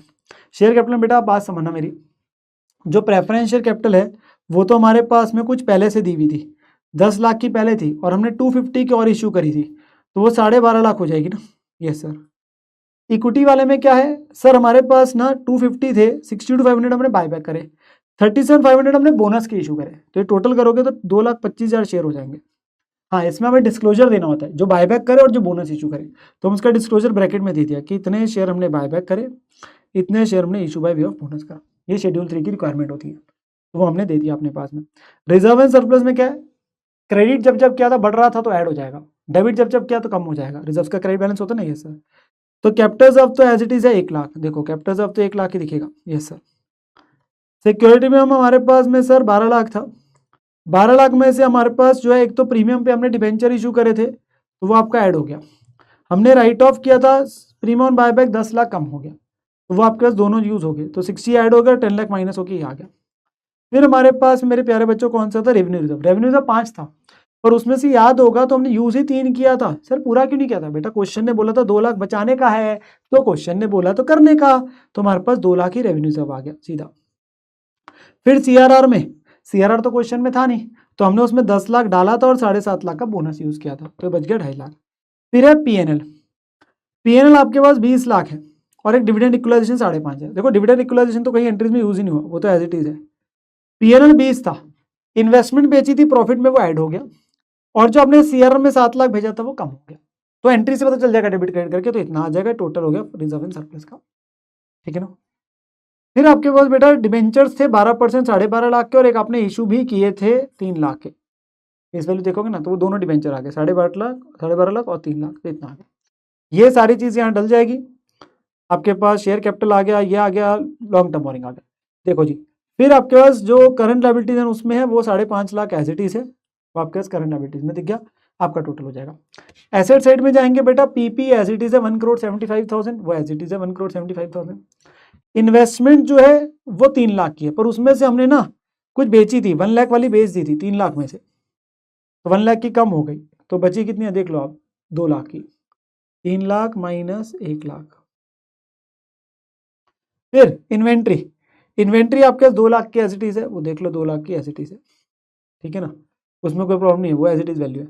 बैंक, बैंक इंपॉर्टेंट है भाई, बैंक की तो सारी जगह पैसा आ रहा है जा रहा है, तो 1575 का इसलिए वर्किंग नोट भी बना दिया। देखो 1570 कहाँ कहाँ पैसा है, डिबेंचर इशू करे थे इतना आया था पहली एंट्री में, फिर आपने अपने पास प्रेफरेंस शेयर इशू करे, फिर आपने इन्वेस्टमेंट बेची, फिर आपने बायबैक किया, तो सब कर करा के आपके पास इतना बचेगा। तो आप इसे वर्किंग नोट में दिखा दो, आप ब्रैकेट में प्लस माइनस कर दीजिए, उसमें कोई दिक्कत नहीं है, तो इतना बैंक आ जाएगा, बैलेंस शीट टैली हो जाएगी, बल्ले बल्ले हो जाएगी। बढ़िया जी बढ़िया, बहुत बढ़िया। तो एक फुल फ्लेज्ड क्वेश्चन था, हाँ टाइम लेता है ऐसे क्वेश्चन में, सच में पता क्या चाहता हूँ, आपको रिटर्न प्रैक्टिस करनी चाहिए। यहाँ तो मैं रिवीजन करा रहा हूँ ऑडिट फॉर्म में, बट जब आप खुद प्रैक्टिस करते हैं ना तो आपको कॉन्फिडेंस बढ़ता है, ठीक है ना। खासकर बैलेंस शीट वाले 1-2 क्वेश्चन कर लेने चाहिए। अब आते हैं मेरे प्यारे प्यारे बच्चों, अब आते हैं मेरे प्यारे प्यारे बच्चों, आपके साथ एक इंपॉर्टेंट कॉन्सेप्ट है, करे जरा वो। हाँ सर बेटा, अब हम बात करने जा रहे हैं कुछ 3 टेस्ट कंडीशंस को लेके। सर ये क्या है बेटा, ये एक हमारे पास में इंपॉर्टेंट चीज आ रही है, कुछ 3 टेस्ट कंडीशन जिसके रिलेटेड हमारे पास फुल फ्लेज्ड क्वेश्चन भी आता है, और जिसका आपके पास पार्ट केस स्टडीज में भी आता है। मैंने आपको स्टार्टिंग में बोला था ना, हाँ सर, तो हम उसकी बात करने जा रहे हैं।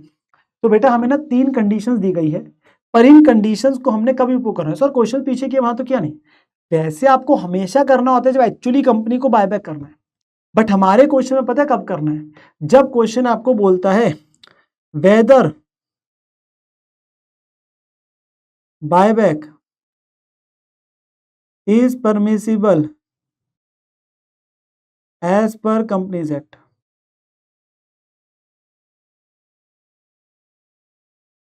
या फिर वो बोलता है maximum permissible buyback, maximum buyback वगैरह की बातें करता है कि आप कितना मैक्सिमम बायबैक कर सकते हो, या बोल सकता है जब वो कंपनीज एक्ट बोलेगा कि मैक्सिमम आप कंपनीज एक्ट के हिसाब से कितना बायबैक कर सकते हो, क्या वो परमिसिबल है। तो जब वो ये बातें बोलता है ना, तब हमने करनी होती है कंडीशन।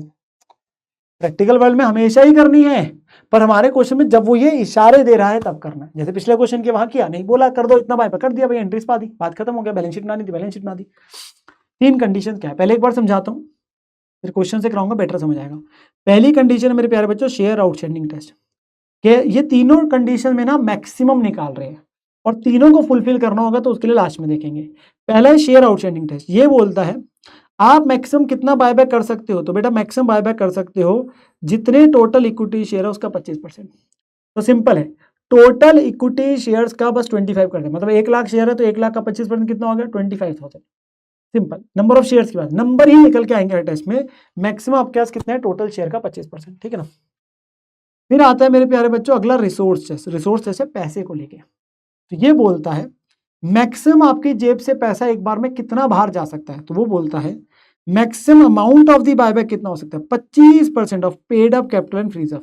तो जो आपकी पेड अप कैपिटल है और जो आपके फ्री रिजर्व है उनका टोटल करना है, उनको ऐड करना है, और उसके ऊपर 25% लगाना है। इतना पैसा मैक्सिमम एक बार जेब से बाहर भेज सकते हो।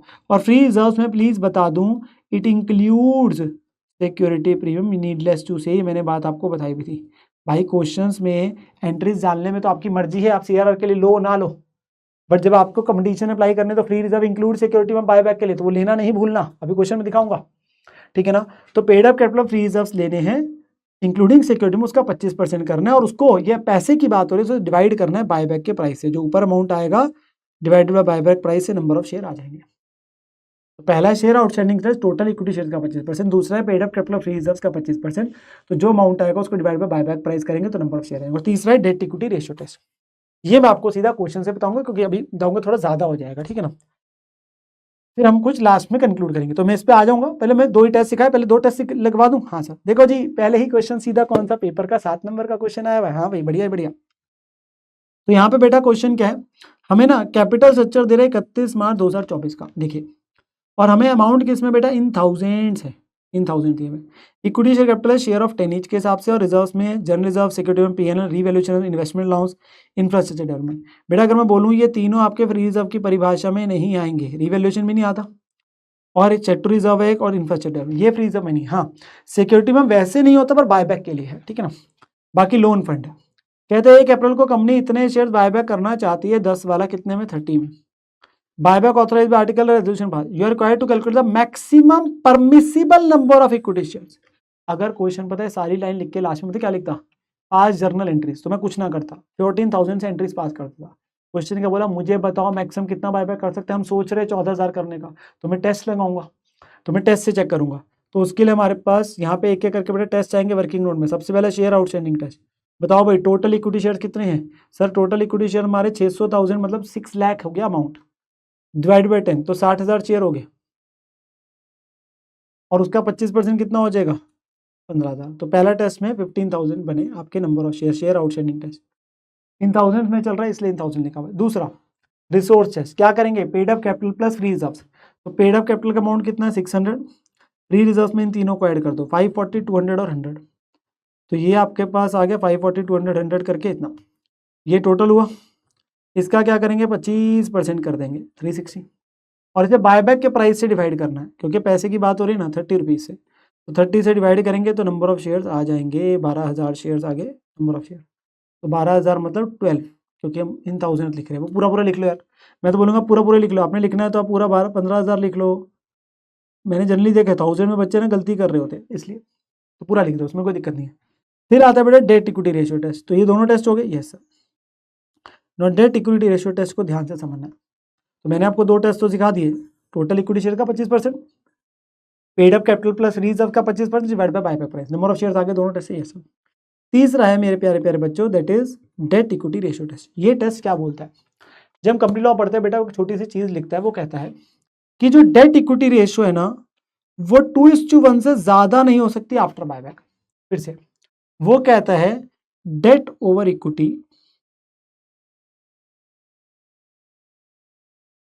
Can not be more than 2:1 after buyback, मतलब कि it has to be less than equal to 2:1 after buyback. ये आफ्टर बायबैक है, मतलब बायबैक के बाद डेट ओवर इक्विटी 2:1 से कम होनी चाहिए, बराबर होनी चाहिए, उससे ज्यादा नहीं हो सकती।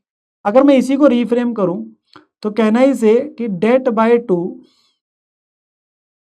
Is less than equal to equity. भाई इक्विटी इधर ले आया, ऊपर ले गया, 2 नीचे लिया, हाँ। तो मैं इसे अगर रिवर्स वे में लिख दूं तो क्या मैं लिख सकता हूँ? Equity is greater than equal to, अब बच्चों का मैथ्स अच्छा अच्छा होता है ना, इसलिए मैं पूरा लिख के दिखा रहा हूँ, डेट बाय 2। तो यानी कि हमारे पास ये आ रही है equity after buyback. Equity after buyback जो है, मिनिमम इक्विटी, मिनिमम क्यों बोल रहा हूँ, कम से कम इतनी होनी चाहिए, ग्रेटर देन इक्वल टू ना, वो डेट का हाफ होनी चाहिए। सीधा इसको याद रखना। But debt equity is to be less than equal to 2:1 का मतलब क्या है? Minimum equity after buyback is to be आपके पास कितनी होनी चाहिए? डेट का आधा। अब देखो बायबैक के इवेंट से डेट में फर्क नहीं पड़ना, डेट तो सेम रहेगा, जो आज डेट है वही कल को रहेगा, ठीक है ना। अब इक्विटी का मतलब क्या है यहाँ पे? फिर मैं वो निकालूंगा आपके साथ में। क्या इक्विटी का मतलब होता है बेटा? Paid up capital free reserve, जो हमने टेस्ट 2 में निकाला था, जिसका हमने 25% किया था, वो होती है इक्विटी। तो एक हमारे पास है प्रेजेंट इक्विटी, एक हमारे पास है कम से कम कितनी इक्विटी चाहिए। हमारा इक्विटी का मतलब होता है कैपिटल प्लस फ्री रिजर्व, ठीक है ना। अब यहाँ पर ना हमें सॉल्विंग जब करनी होती है ना, थोड़ा सा हमें ध्यान से करना होता है, क्योंकि इसमें हमारे पास थोड़ा सा रोल आता है, इसमें नंबर ऑफ शेयर्स निकालने के लिए। अच्छा, डेट के अंदर में मैं बता देता हूँ, डेट का मतलब क्या होता है? सिक्योर्ड प्लस अनसिक्योर्ड बोल दो, लॉन्ग टर्म शॉर्ट टर्म सब आएगा, लॉन्ग टर्म शॉर्ट टर्म सब आएगा। मतलब अगर आपके पास में वो बोल रहे हैं ना शॉर्ट टर्म बोरिंग है, कोई अदर करंट लायबिलिटीज है, तो वो सब लेने का, लॉन्ग टर्म बोरिंग वगैरह वो सब आएगा, long term short term borrowing सब आएगा, डेट में सब आएगा।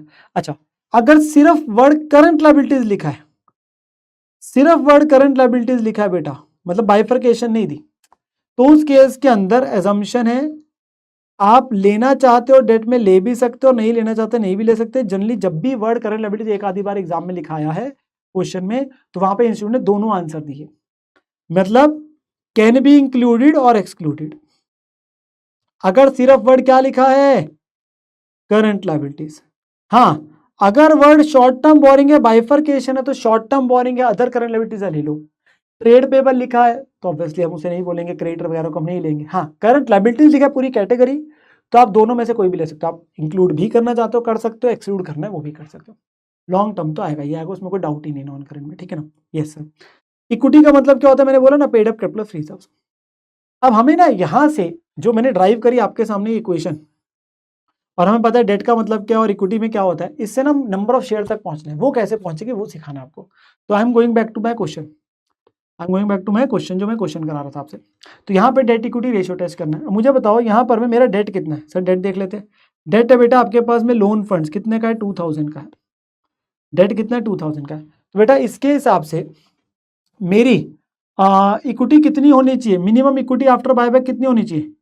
मिनिमम इक्विटी आफ्टर बायबैक, मैंने क्या बोला था, डेट का आधा, डेट का आधा, तो 2000 डिवाइडेड बाय 2 दैट इज 1000। और आपको पता है आपकी प्रेजेंट इक्विटी कितनी कितनी है, प्रेजेंट इक्विटी का मतलब क्या है, जो सेकंड टेस्ट में आई थी, ये है 1440। ये आपकी इक्विटी का मतलब क्या होता है, कैपिटल प्लस फ्री रिजर्व, ये 1440 है, तो ये यहाँ लिखा हुआ है। ये देखो लोन फंड जितने, मिनिमम इक्विटी कितनी मेंटेन करनी है 1000, प्रेजेंट इक्विटी कितनी है आपके पास 1440। अब आपको कुछ चीज समझनी है मेरे साथ में, मुझे बताओ बायबैक के इवेंट में क्या होता है। सर बायबैक के इवेंट में कोई प्रॉब्लम नहीं है, हम जब बायबैक करते हैं हमारा 10 रुपए का शेयर है, उसके बदले 30 दे रहे हैं, तो 10 से फेस वैल्यू कैपिटल की कम हो जाएगी जब हम बायबैक की एंट्री डालेंगे। 20 रुपए प्रीमियम ऑन बायबैक है जिसे राइट ऑफ करेंगे फ्री रिजर्व से, तो 30 से तो इक्विटी कम हो ही रही है, जितने का बायबैक है उतने से इक्विटी कम होगी ना, कैपिटल कम होगा, फिर हम बायबैक राइट ऑफ करेंगे तो सिक्योरिटी भी हम फ्री रिजर्व कम हो जाएगा, तो एक वो कम होगा। एक पता है और चीज़ होती है पूरे बायबैक में, कंप्लायंस। कंप्लायंस में क्या करते हो, फिर हम फ्री रिजर्व से सीआरआर भेजते जितनी फेस वैल्यू का बायबैक है, फ्री रिजर्व से सीआरआर भेजते जितना फेस वैल्यू है, ठीक है ना, जितने का बायबैक हो रहा है, तो वो कितना होगा 10 रुपीज। क्या उससे फ्री रिजर्व कम होंगे, यस। फ्री रिजर्व कम होने का मतलब क्या, इक्विटी कम होगी। पर सीआरआर भेजने से क्या फ्री रिजर्व बढ़ रहे, no no no no no, ये मत बोलना सर एक रिजर्व कम हुआ अगला बढ़ गया तो नेट इफेक्ट तो जीरो, नहीं। CRR is not a part of free reserve, CRR is not a part of equity. मतलब यहाँ पे जब मैं इक्विटी बोलता हूँ, इक्विटी का मतलब क्या है, कैपिटल प्लस फ्री रिजर्व। तो सीआरआर भेजने से जो सीआरआर में बड़ा अमाउंट वो इक्विटी का पार्ट नहीं है, पर फ्री रिजर्व तो कम हो गया ना। तो इस केस में हमें सॉल्विंग करने के बेटा दो तरीके होते हैं, एक होता है इक्वेशन अप्रोच, एक होता है शॉर्टकट। सिंपल बोलूंगा, एक होता है आपका इक्वेशन अप्रोच, एक होता है शॉर्टकट। तो हमारे पास मैं दोनों तरीके दिखाता हूँ।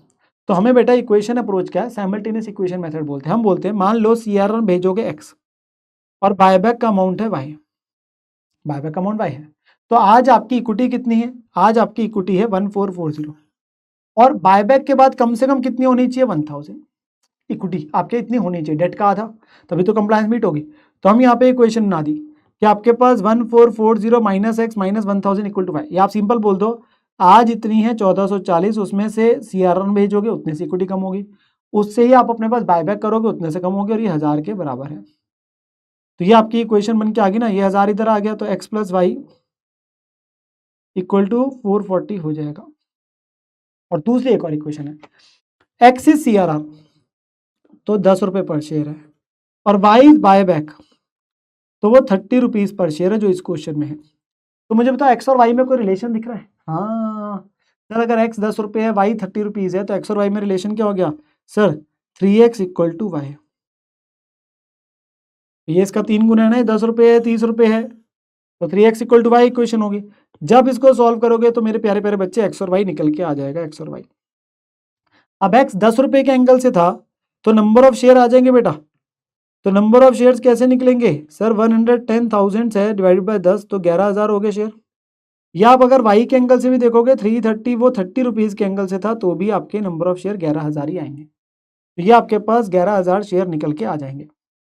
डेट इक्विटी अगर मेंटेन करना, डेट इक्विटी को मेंटेन करना। अच्छा इसी में एक शॉर्टकट भी है, ये शॉर्टकट मैं हमेशा बच्चों को बोलता हूँ, जब भी आपने एमसीक्यू वाला करना है, केस सिनेरियो करना है, तो आपने वो शॉर्टकट दिखाना है। इतने बड़े से कहाँ करोगे, ये बड़ी अप्रोच तब दिखानी है जब आपका ऐसे वाला क्वेश्चन आ रहा है पेपर में। बट एक शॉर्टकट भी है, शॉर्टकट पता है क्या है, अब इक्वेशन मेथड की बजाय आज आपकी इक्विटी थी 1440, बाद में आपकी इक्विटी कितनी होनी है, कम से कम आपकी 1000 डिवाइड बाय, क्या आपकी इक्विटी 30 से कम होगी, यस, जितने का बायबैक प्राइस है, और साथ में आपकी इक्विटी पता है कितने से कम होगी, 10 रुपए से भी कम होगी। क्यों, क्योंकि सीआरआर में तो 10 रुपए भेजोगे ना, तो बायबैक का प्राइस जो है प्लस जो फेस वैल्यू है जितने से आपके पास सीआरआर भेजोगे 10 रुपए के एंगल से पर शेयर, वो भी तो आपकी कम होगी ना, ये आपके नंबर ऑफ शेयर सीधा ही आ जाएंगे 11,000। तो मैंने आप लोगों के लिए यहाँ पे लिख दिया बेटा number of shares simultaneous equation से निकालो, या फिर present equity minus minimum equity divide by buyback price plus face value. तो वही मैंने यहाँ सॉल्व करके दिखाया, ये सबसे शॉर्टकट तरीका है, ठीक है ना, फॉर योर, किसके लिए, आपके पास जब पेपर में आप करते हैं अपने पास में केस स्टडी के लिए, ठीक है ना। तो ये आपके पास प्रेजेंट इक्विटी है जो टेस्ट 2 में थी, ये आपकी मिनिमम इक्विटी आफ्टर बायबैक का डेट का आता, डिवाइडेड बाय क्या करना है, बायबैक का प्राइस प्लस जो फेस वैल्यू, आपके सीधा नंबर ऑफ शेयर आएंगे। नहीं तो एक्स वाई लेके कर लीजिए, वो भी आपको बता दिया। अब मैंने जब तीनों टेस्ट लगा दिए, हर टेस्ट क्या बता रहे हैं, मिनिमम की मैक्सिमम, सर हर टेस्ट तो मैक्सिमम बता रहे हैं, और अगर तीनों को पूरा करना है, तीनों को पूरा करना है तो तीनों में से क्या लोगे, लोएस्ट लोगे बेटा, लोएस्ट। अगर तीनों को पूरा करना है तो लोएस्ट अब आप लोगे। तो हम मैक्सिमम कितने ही शेयर बायबैक कर सकते हैं, 11,000। तो कंपनी अगर 14,000 सोच रही थी तो वो नहीं कर सकती, क्योंकि कंपनी 14 करना चाहती थी। तो तीनों टेस्ट करने के बाद जो तीनों में से सबसे लोएस्ट है ना, वो लेने का है, क्योंकि तीनों आपको मैक्सिमम बता रहे हैं और मैंने तीनों को कंप्लाई करना है। तो तीनों को अगर पूरा करना है, कंप्लाई करना है, तीनों में से जो लोएस्ट है वो लेने का है, ठीक है ना। ये हमारे पास एक फुल फ्लेजेड पूरा क्वेश्चन होता है जिसमें हम अपने पास 3 टेस्ट कंडीशन लगाते हैं, ठीक है ना। अभी मैं और भी कराने वाला हूँ, ठीक है। ये क्वेश्चन पेपर में आया बेटा 10 मार्क्स का, अच्छा क्वेश्चन है, इसमें भी हम 1-2 चीजें सीखेंगे, ठीक है ना। चलो क्वेश्चन करें। यस सर, 3 टेस्ट याद हो गए, हाँ सर। पेपर में आया था 10 नंबर का। विज लिमिटेड का फॉलोइंग कैपिटल स्ट्रक्चर है मेरे प्यारे बच्चों 31 मार्च 2022 का। वैल्यूज किस में मेरे प्यारे बच्चे, इन लैक्स। इक्विटी शेयर कैपिटल है ₹10 ईच, फुली पेड के हिसाब से 990। रिजर्व सरप्लस में दिया हुआ है, जनरल रिजर्व, सिक्योरिटी, पीएल, ये फ्री रिजर्व नहीं है, आपको पता है तीनों आ जाएंगे फ्री रिजर्व में। वैसे लोन फंड्स भी दिया हुआ है। रिकमेंडेशन ऑफ बोर्ड पे शेयर होल्डर्स ने प्रूव कर दिया 2 सितंबर को बायबैक करने के लिए maximum permissible number of equity share, क्योंकि सफिशिएंट फंड्स पड़े हैं। करंट मार्केट वैल्यू कंपनी के शेयर की 25 है। इंड्यूस करने के लिए एग्जिस्टिंग वालों को डिसाइड किया offer a price of 20% over the market value. तो 25 रुपये का वैसे शेयर है, पर हम 20% एक्स्ट्रा में बायबैक कर रहे हैं, मतलब कि कितना हो गया, 30 रुपीज़ बायबैक का प्राइस है। और इन्फॉर्म किया इंफ्रास्ट्रक्चर डेवलपमेंट जो है वो इनकम टैक्स के लिए बना है, तो सेट टू रिजर्व हो गया, तो फ्री रिजर्व नहीं है। हमें कमेंट करना है मैक्सिमम परमिसिबल बायबैक कितना कर सकते हो in light of information also under a situation. अगर लोन फंड्स कंपनी के कितने हैं, इतने इतने दे रखे। अच्छा, लोन फंड 3 दे दिए, 5400 तो एक्चुअल बैलेंस शीट में, और कह रहा है अगर लोन फंड 3600 हो, लोन फंड 4500 हो तो कितना मैक्सिमम बायबैक कर सकते हो। ठीक है जी, 3 बार बन जाएगा डेट इक्विटी में। बायबैक कंप्लीट हो इस डेट पे, बताओ entries with full narration her situation में। तो 3 सिचुएशन है। देखो पहले दोनों टेस्ट तो सेम है, उसका डेट से क्या लेना देना। तीसरे टेस्ट में हमारे पास 3 बार बनेगा डेट इक्विटी में, तो उसकी चर्चा करेंगे। तो ये टेबल बना दिया, depending upon the loan funds कितने कितने हमारे पास है। पहले 2 टेस्ट में तो सेम आएगा। तो पहला टेस्ट है हमारे पास में शेयर आउटस्टैंडिंग टेस्ट, फिर आएगा रिसोर्स टेस्ट, फिर डेट इक्विटी रेशियो टेस्ट, ठीक है ना। तो पहले हम बात करेंगे बेटा किसकी, शेयर आउटस्टैंडिंग टेस्ट की। वो क्या है, टोटल इक्विटी शेयर जितने उसका 25%। तो टोटल इक्विटी शेयर कितने सर, 990 लाख है, 10 रुपये का एक शेयर है, तो 99 लाख हो गए। तो 99 लाख शेयर है, उसका 25% हो गया, 24.75 लाख शेयर, तो 24.75 आ जाएगा। ये तीनों टेस्ट में ही सेम, तीनों लोन फंड जो मर्जी हो, ये तो यही आएगा। फिर है resource test, paid up capital plus free reserve करने का है। तो पेड अप कैपिटल का अमाउंट क्या, फ्री रिजर्व ये तीनों है, इन तीनों का ऐड किया, यस सर ये 990 है, ये तीनों को ऐड करेंगे तो ये आ गया। फिर इसमें सिक्योरिटी में लेना होता है, इसका 25% करोगे शेयर होल्डर फंड का, यस सर, और divide by buyback price. Buyback price कितना था सर, 30 रुपीज़। 25 रुपये में 20% एक्स्ट्रा पे ना, तो 30 रुपीज़ का बायबैक प्राइस है। तो इतने नंबर ऑफ शेयर आ जाएंगे। सिंस ये लाखों में है तो डेसिमल दिखेगा, 18,75,000 है ये। हाँ, कई बार पता है क्या होता है, मैं बताऊँ आपको, डेसिमल आता है और वो पूरे निकल रहे होते हैं, तो 18.75 लाख है। कई बार होता है मतलब आपके पास मान लो 43,132.5 शेयर निकले, मान लो किसी टेस्ट में करके, तो बेटा मैक्सिमम है। तो आप पता है क्या लिख लोगे, 43,132, क्योंकि 43,132.5 मान लो, मतलब ये मैंने रैंडम वैल्यू ली, 0.5 से ऊपर नहीं जा सकते उस पर्टिकुलर टेस्ट में, मैक्सिमम आ रहे हैं। तो 43,132 बोलोगे ना, तो मैक्सिमम उससे ऊपर नहीं जा सकते, तो उससे कम ही लोगे। तो डेसिमल में अगर आएगा तो उससे कम ले जाना है, पर वो डेसिमल में नॉर्मल नंबर की बात हो रही है, ये तो आपके लाखों की बात हो रही है, तो इसमें मत कंफ्यूज होना। कई बार बच्चे बोलते हैं सर आप इसको वैसे क्यों नहीं लिख रहे अपने पास, 24 लाख या 18 लाख ऐसे। भाई ये 24.75 लाख है, 18.75 लाख है, इसलिए। तीसरा आता है डेट इक्विटी। डेट इक्विटी के लिए क्या करना है मेरे प्यारे प्यारे बच्चों, सर 3 डेट थे, तो आज आपके पास में डेट इतना दिया है। हमने क्या बोला था, मिनिमम इक्विटी आफ्टर बायबैक कितनी होगी, डेट का आधा, तो डेट बाय 2 कर दो। तो इनका आधा आधा कर दिया, ये सर आधा आधा कर दिया। अच्छा, प्रेजेंट इक्विटी कितनी है सर, प्रेजेंट इक्विटी होती है जो सेकंड टेस्ट में वैल्यू आती है, जो सेकंड टेस्ट में वैल्यू आती है वो आपके पास present equity 2250, which is capital plus reserve, so 2250 है, ये हमारे पास में प्रेजेंट इक्विटी है। ठीक है जी।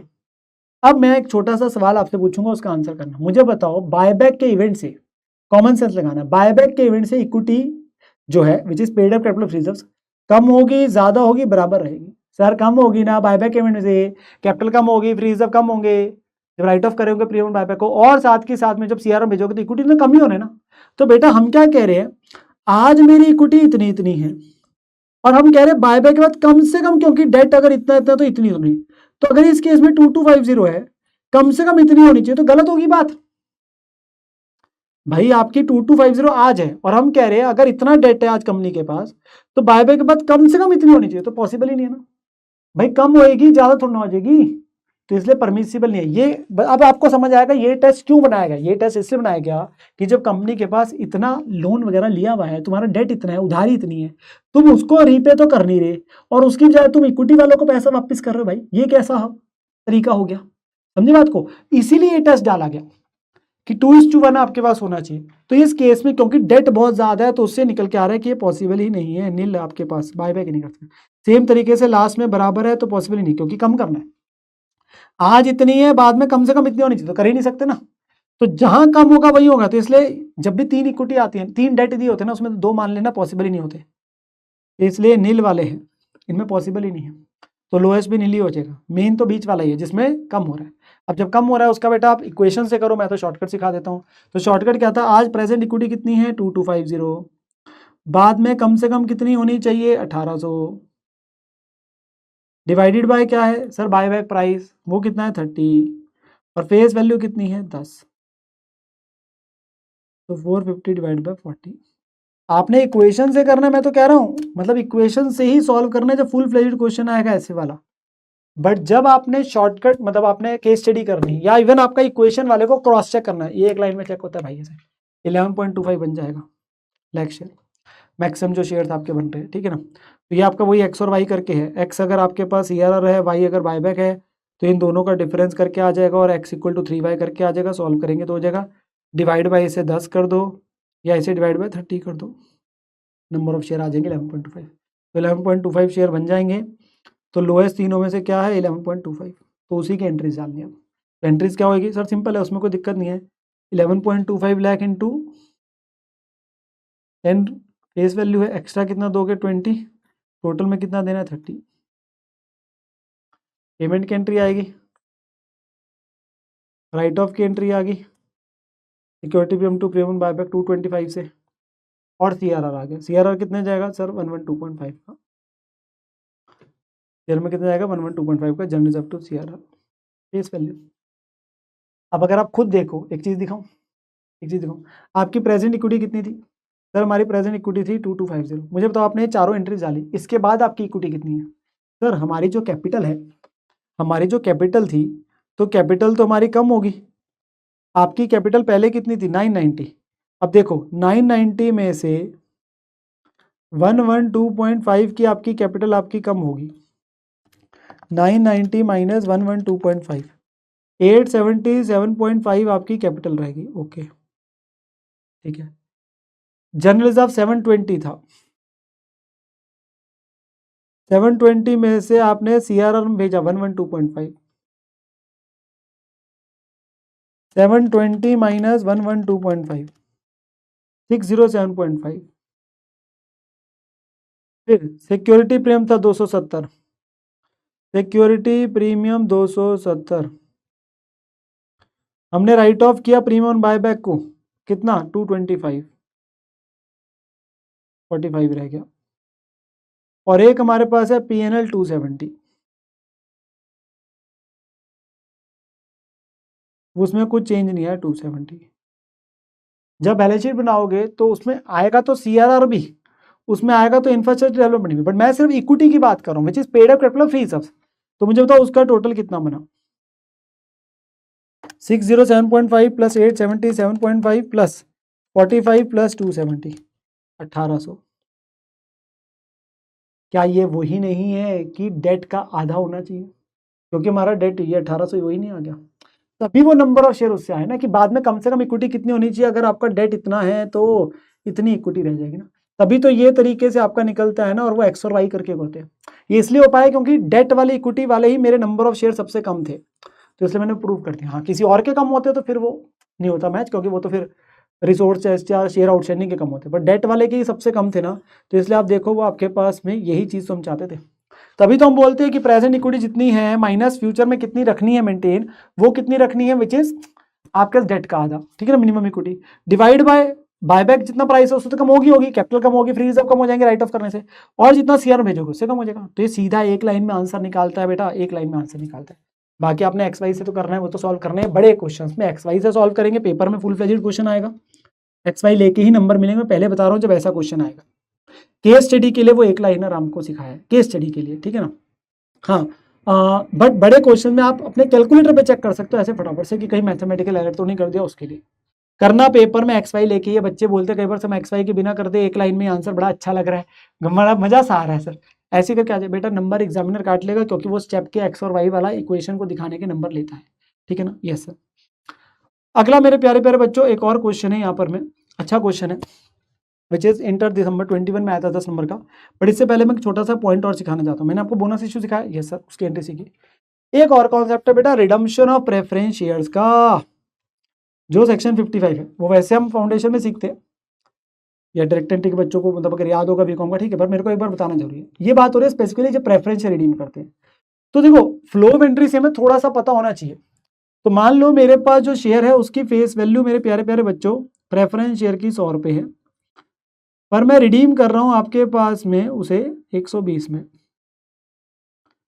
तो मेरी एंट्रीज क्या डलेगी सर? प्रेफरेंस शेयर कैपिटल 100 से डेबिट होगा, यस। एक्स्ट्रा कितना दे रहे हो? 20, ड्यू कितना हो गया? 120। Preference share capital premium holder to preference holder, payment की एंट्री आएगी प्रेफरेंस होल्डर टू बैंक 120। फिर अगेन प्रीमियम अंशों को राइट ऑफ करेंगे, यस। तो उसके लिए क्या यूज करेंगे? पहले सिक्योरिटी भी हम यूज कर लिया, वो नहीं है तो पीएनएल या जनरल रिजर्व यूज कर लिया, 20 का राइट ऑफ कर दिया। इसमें एक छोटा सा पॉइंट समझना है जो मैंने स्टार मार्क किया है, किस एंट्री में? इस एंट्री में, राइट ऑफ के लिए। इसमें बेटा सिक्योरिटी भी हम यूज करना है या पीएनएल। इसमें एक छोटा सा पॉइंट क्या है, एंट्री नंबर 3 के लिए, राइट ऑफ के लिए, अगर हमारा कंपनी लॉ बोलता है, बात सेक्शन 52 के नीचे बात आती है, अगर मेरी प्रिस्क्राइब्ड कंपनी और फाइनेंशियल स्टेटमेंट्स कंप्लाई कर रही है with accounting standards under section 133, अगर प्रिस्क्राइब्ड कंपनी और फाइनेंशियल स्टेटमेंट कंप्लाई कर रही है, तो बेटा उस केस में हम सिक्योरिटी को यूज नहीं कर सकते, राइट ऑफ के लिए हम पीएनएल को ही यूज करते हैं, जनरल रिजर्व को यूज करते हैं।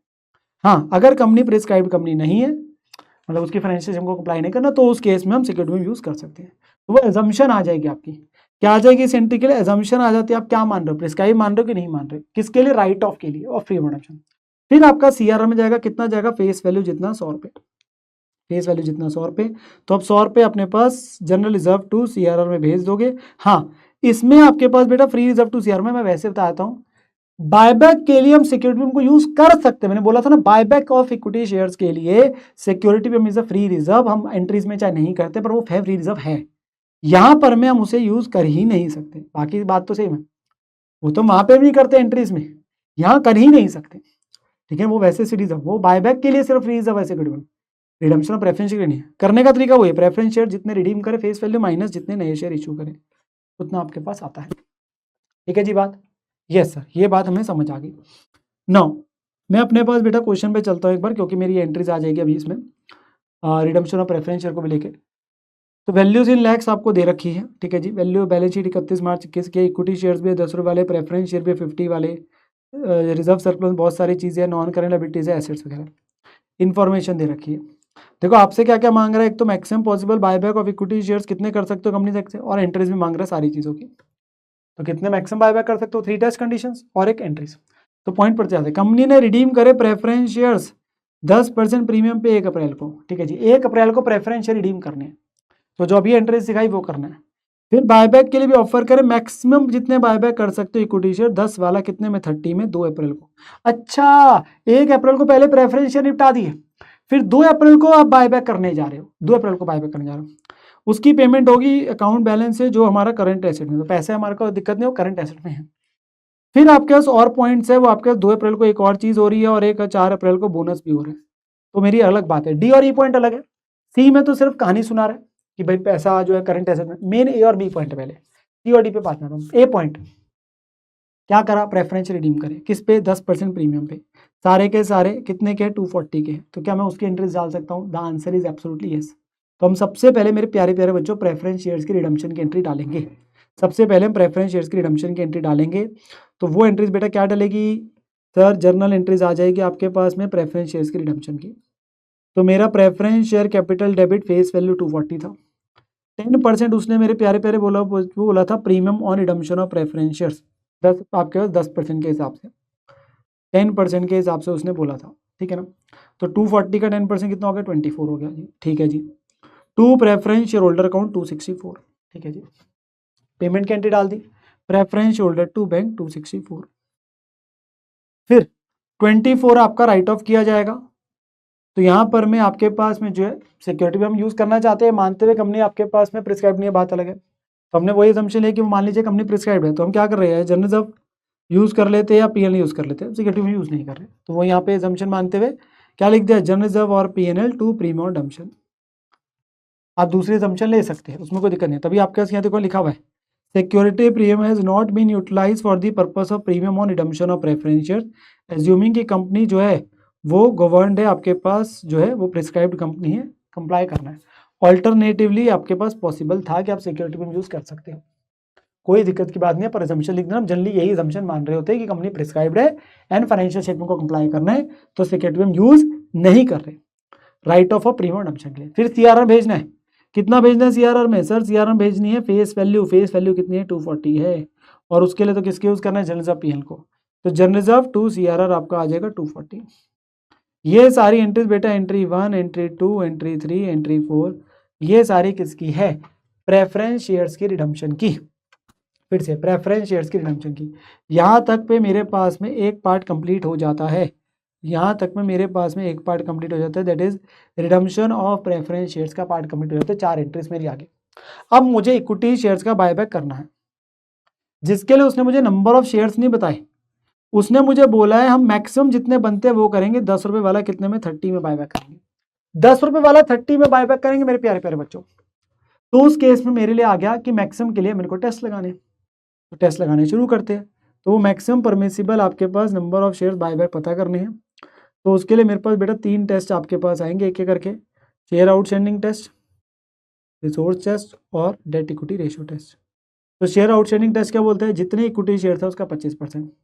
तो मेरे इक्विटी शेयर कितने बेटा, 780 लैक्स आपका अमाउंट है, 10 रुपये का शेयर है, तो 78 लाख शेयर हो गए।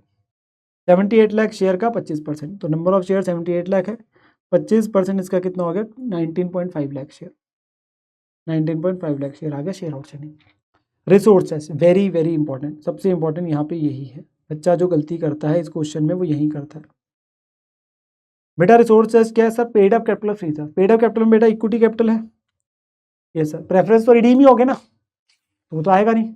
हाँ फ्री रिजर्व में, सर फ्री रिजर्व में हमारे पास में कैपिटल ऑफ फ्री रिजर्व नहीं है, जनरल रिजर्व आएगा, सिक्योरिटी में आएगा, बायबैक के लिए पीएनएल आएगा, ये दोनों नहीं आएंगे। तो सर इन तीनों को ले लो, ले लो।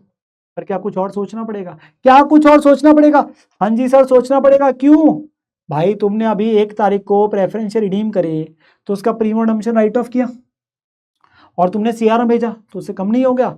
हाँ तो ये देखो ना, तीनों को ऐड तो कर रहे हो, पर ये आपने जो प्रीमियम डम्पशन राइट ऑफ किया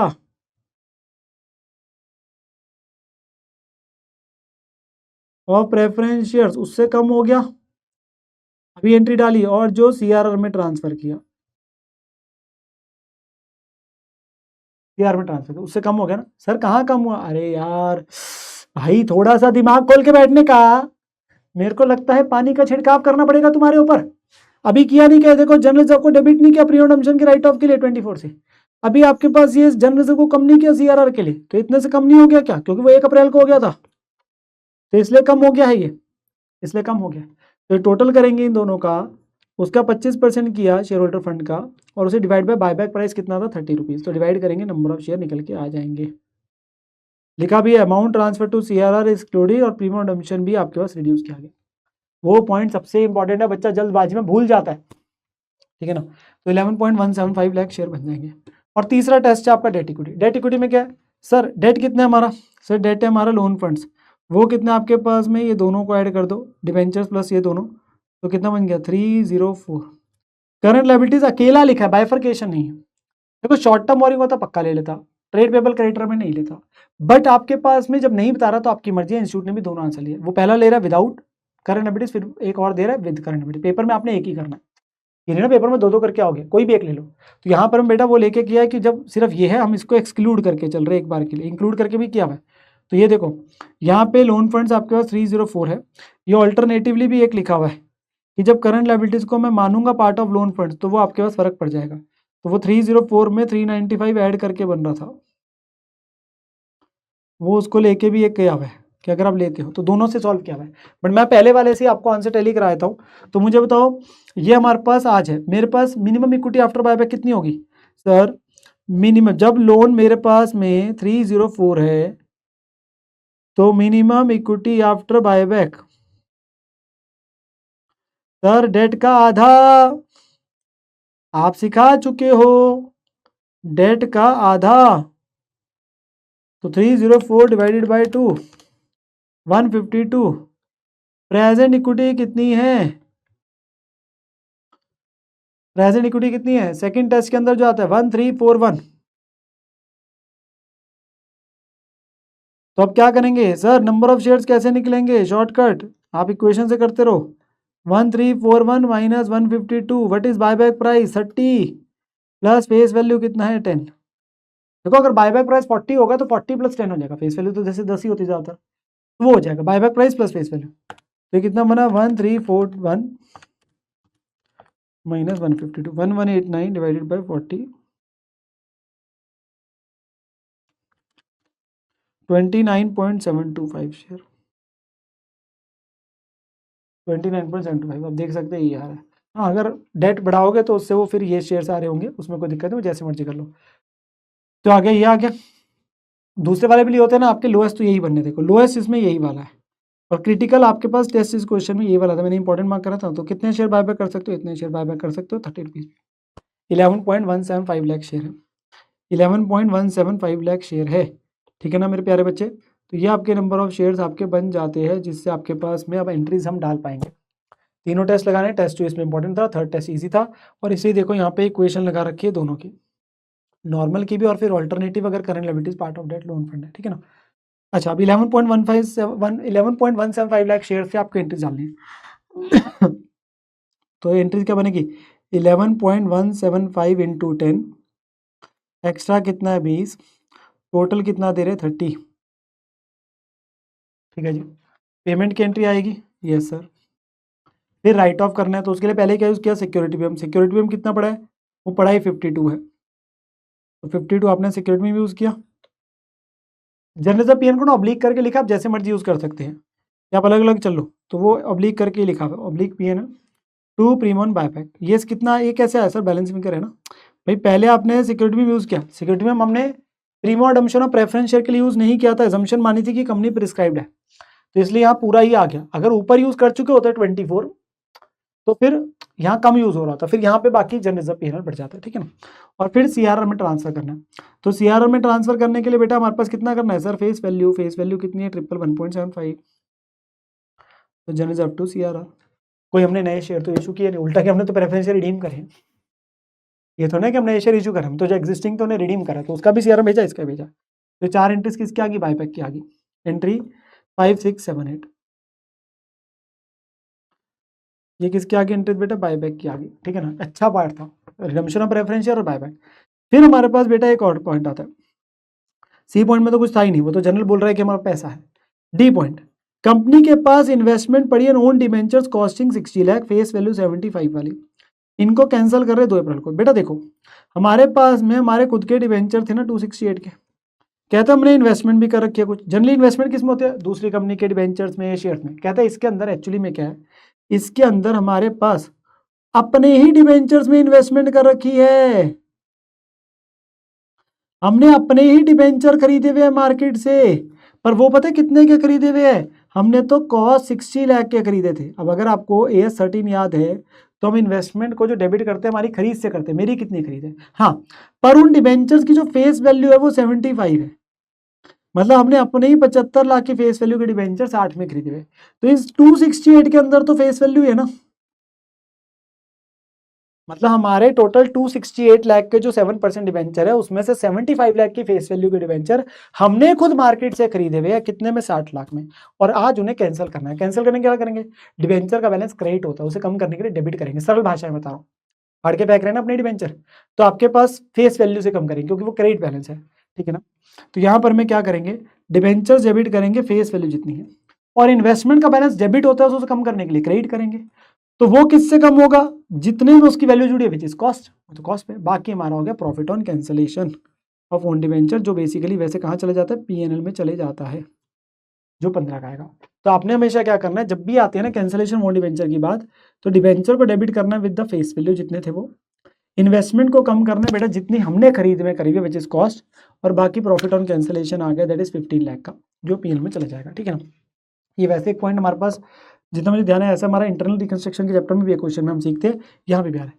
यहाँ पर एक और पॉइंट बच्चे को आता है डाउट, सर ये 2 अप्रैल को हो रहा है, क्वेश्चन ने बोला 2 अप्रैल को हो रहा है ये वाला कैंसिलेशन का इवेंट, 2 अप्रैल को हो रहा है, तो सर ये जब 2 अप्रैल को हो रहा है तो इससे तो आपके डिबेंचर 75 लाख से कम हो गए ना, कैंसिल करने से कम हो गए, और जब कम हो गए तो जब आपने डेट इक्विटी रेशियो का टेस्ट किया था और इसमें 304 बोला था, तो आपको तो 75 कम करके लेना चाहिए था। यस बिल्कुल आपका पॉइंट सही है। तो इस केस में हमने क्या माना था, दोनों चीजें क्योंकि 2 अप्रैल को हो रही है, तो हमने ये माना कि पहले हमने तवज्जो उसको दी जो क्वेश्चन में इवेंट पहले लिखा भाई, क्योंकि क्वेश्चन ने बायबैक की बात पहले करी, तो मैंने ये मान के चला कि अभी तक वो कैंसिलेशन का इवेंट नहीं हुआ, तो मेरा बायबैक का क्या हो रहा है, उसके बाद आपका कैंसिलेशन आप कर रहे हो अपने ओन डिवेंचर्स की। अगर आप ये बोलते कि ये पहले हो गया और ये बाद में हो रहा है, तो फिर जब डेट इक्विटी रेशियो टेस्ट लगाया था ना आपने मेरे प्यारे बच्चों, वहां 75 कम करके करना होता, वहां 75 कम करके करना होता, और साथ ही साथ पीएनएल में 15 भी ऐड होता, जो प्रॉफिट ऑन कैंसिलेशन है। शेयर कैपिटल में बेटा आप रोल प्ले करता फिर, तो वो दोनों चीजों का हमें ध्यान रखना पड़ता है, ठीक है ना, वो दोनों चीजों का ध्यान रखना, इसलिए मैं बता रहा हूँ। और चौथा क्या आ गया मेरे प्यारे बच्चे, चौथा है 4 अप्रैल को कंपनी ने इशू किया 1 फुली पेड इक्विटी शेयर 10 रुपए वाला bye way of bonus for every 5 equity share held. तो इसमें क्या दिक्कत है, अब नंबर ऑफ इक्विटी शेयर्स हमारे कितने बचे, सर हमारे नंबर कितने थे इक्विटी शेयर्स, पहले थे 78 लाख, मैंने बायबैक कितने करे थे 11.175, तो मेरे पास 78 माइनस 11.175 66.825 लाख शेयर मेरे पास बचे हैं इक्विटी शेयर, और बोनस की स्कीम क्या है 1 फॉर एवरी 5, तो 13.365 लाख इक्विटी शेयर मैं अपने पास में इशू कर रहा हूँ बोनस के तौर पे,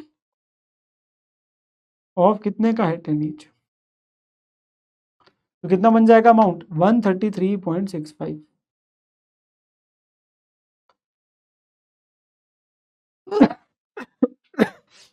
और इसकी 2 एंट्रीज मैं आपको पहले ही बता चुका हूँ, वो क्या क्या है, और उसमें तो कोई दिक्कत ही नहीं है। ये देखो यहाँ भी सॉल्व करके दिखा दिया है, 2 एंट्रीज वही है, 4 अप्रैल को आ रही है, CRR to bonus to share holder लिख दो या बोनस शेयर लिख दो, और फिर bonus share to equity share capital, वो है। ये क्वेश्चन में रिडम्पशन ऑफ प्रेफरेंस शेयर भी हो गया, इक्विटी शेयर बायबैक भी हो गया, 3 टेस्ट कंडीशन भी हो गया, कैंसिलेशन का पॉइंट आ गया और बोनस भी आ गया। मार्वलस क्वेश्चन, बढ़िया क्वेश्चन जिसके अंदर सब रिवाइज हो गया, ठीक है ना, अच्छा क्वेश्चन था, और हमारे पास चीज़ें सीखने वाली थी। मैंने आपको नॉर्मल क्वेश्चन भी करा दिए, दमदार क्वेश्चन भी करा दिए, 3 टेस्ट कंडीशन भी करा दी, हर वैरायटी का क्वेश्चन करा दिया, जहाँ मल्टीपल डेट वाला भी होता है वो भी आपको सिखा दिया, शॉर्टकट वगैरह भी सब बता दिया। एक आधा पॉइंट बेटा, एक एक्स्ट्रा पॉइंट है जो दिखाना चाहता हूँ, उसके लिए पूरा क्वेश्चन क्या लेके आऊँगा आपके पास। तो इंस्टीट्यूट का एक एक्चुअली में क्वेश्चन है स्टडी मैट में जो हम क्लास में करते हैं, उसके अंदर ये सारे पॉइंट्स आते हैं, एक एक्स्ट्रा पॉइंट भी आता है, वो एक लौता है एक छोटा सा पॉइंट है, तो उसके लिए मैं आपको सिर्फ वो पॉइंट लेके ही समझा देता हूँ कि उसका क्या करना होता है उस क्वेश्चन के अंदर में, उसके अलावा हमारे पास कोई और पॉइंट इस पूरे चैप्टर में ऐसा बचता नहीं है, ठीक है ना। तो हमारे पास बोलते हैं बेटा, मान लीजिए कंपनी के पास में 1 लाख इक्विटी स्टॉक ऑप्शन है outstanding on the above mention, वैसे तो इसका बायबैक से लेना देना नहीं है, इंस्टीट्यूट के एक स्टडी मटेरियल का क्वेश्चन है जिसमें सारे पॉइंट्स और ये एक पॉइंट भी लिखा होता है, तो उसकी बस मुझे आपको एंट्री बतानी है क्या करनी है, पूरा डिटेल में नहीं जाने की जरूरत, क्योंकि सेपरेट चैप्टर है जो कभी पहले हुआ करता था, वैसे अब इसकी चर्चा ये फाइनल में सीखेंगे, ठीक है ना, बट हमारे पास इंटर में इसका कोई अलग से चैप्टर नहीं है, बट इस क्वेश्चन के लिए एक क्वेश्चन जो स्टडी मैट का उसके लिए मुझे पॉइंट की एंट्री आपको बतानी जरूरी है, जिसका बायबैक से कोई लेना देना नहीं है।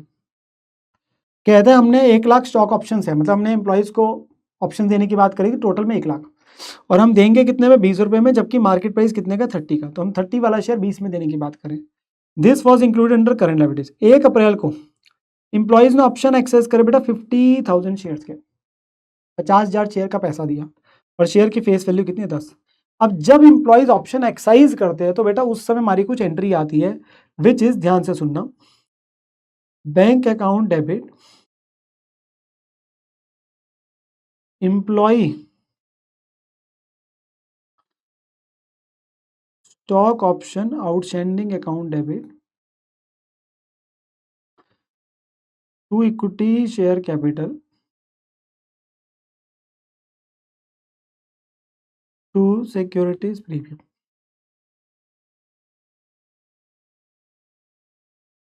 अब इसमें क्या होता है, जितने शेयर्स का पैसा आ रहा है विच इज 50,000, हम उतने शेयर्स की एंट्री डालेंगे जितने एक्साइज हो रहे, टोटल जितने दे रहे क्यों नहीं, आज कितने आपने इशू करे, कितनों का पैसा आ रहा है, कितने लॉट करेंगे, कितने रुपए आएंगे सर, 20 रुपए में दे रहे तो 20 रुपए लेने का है।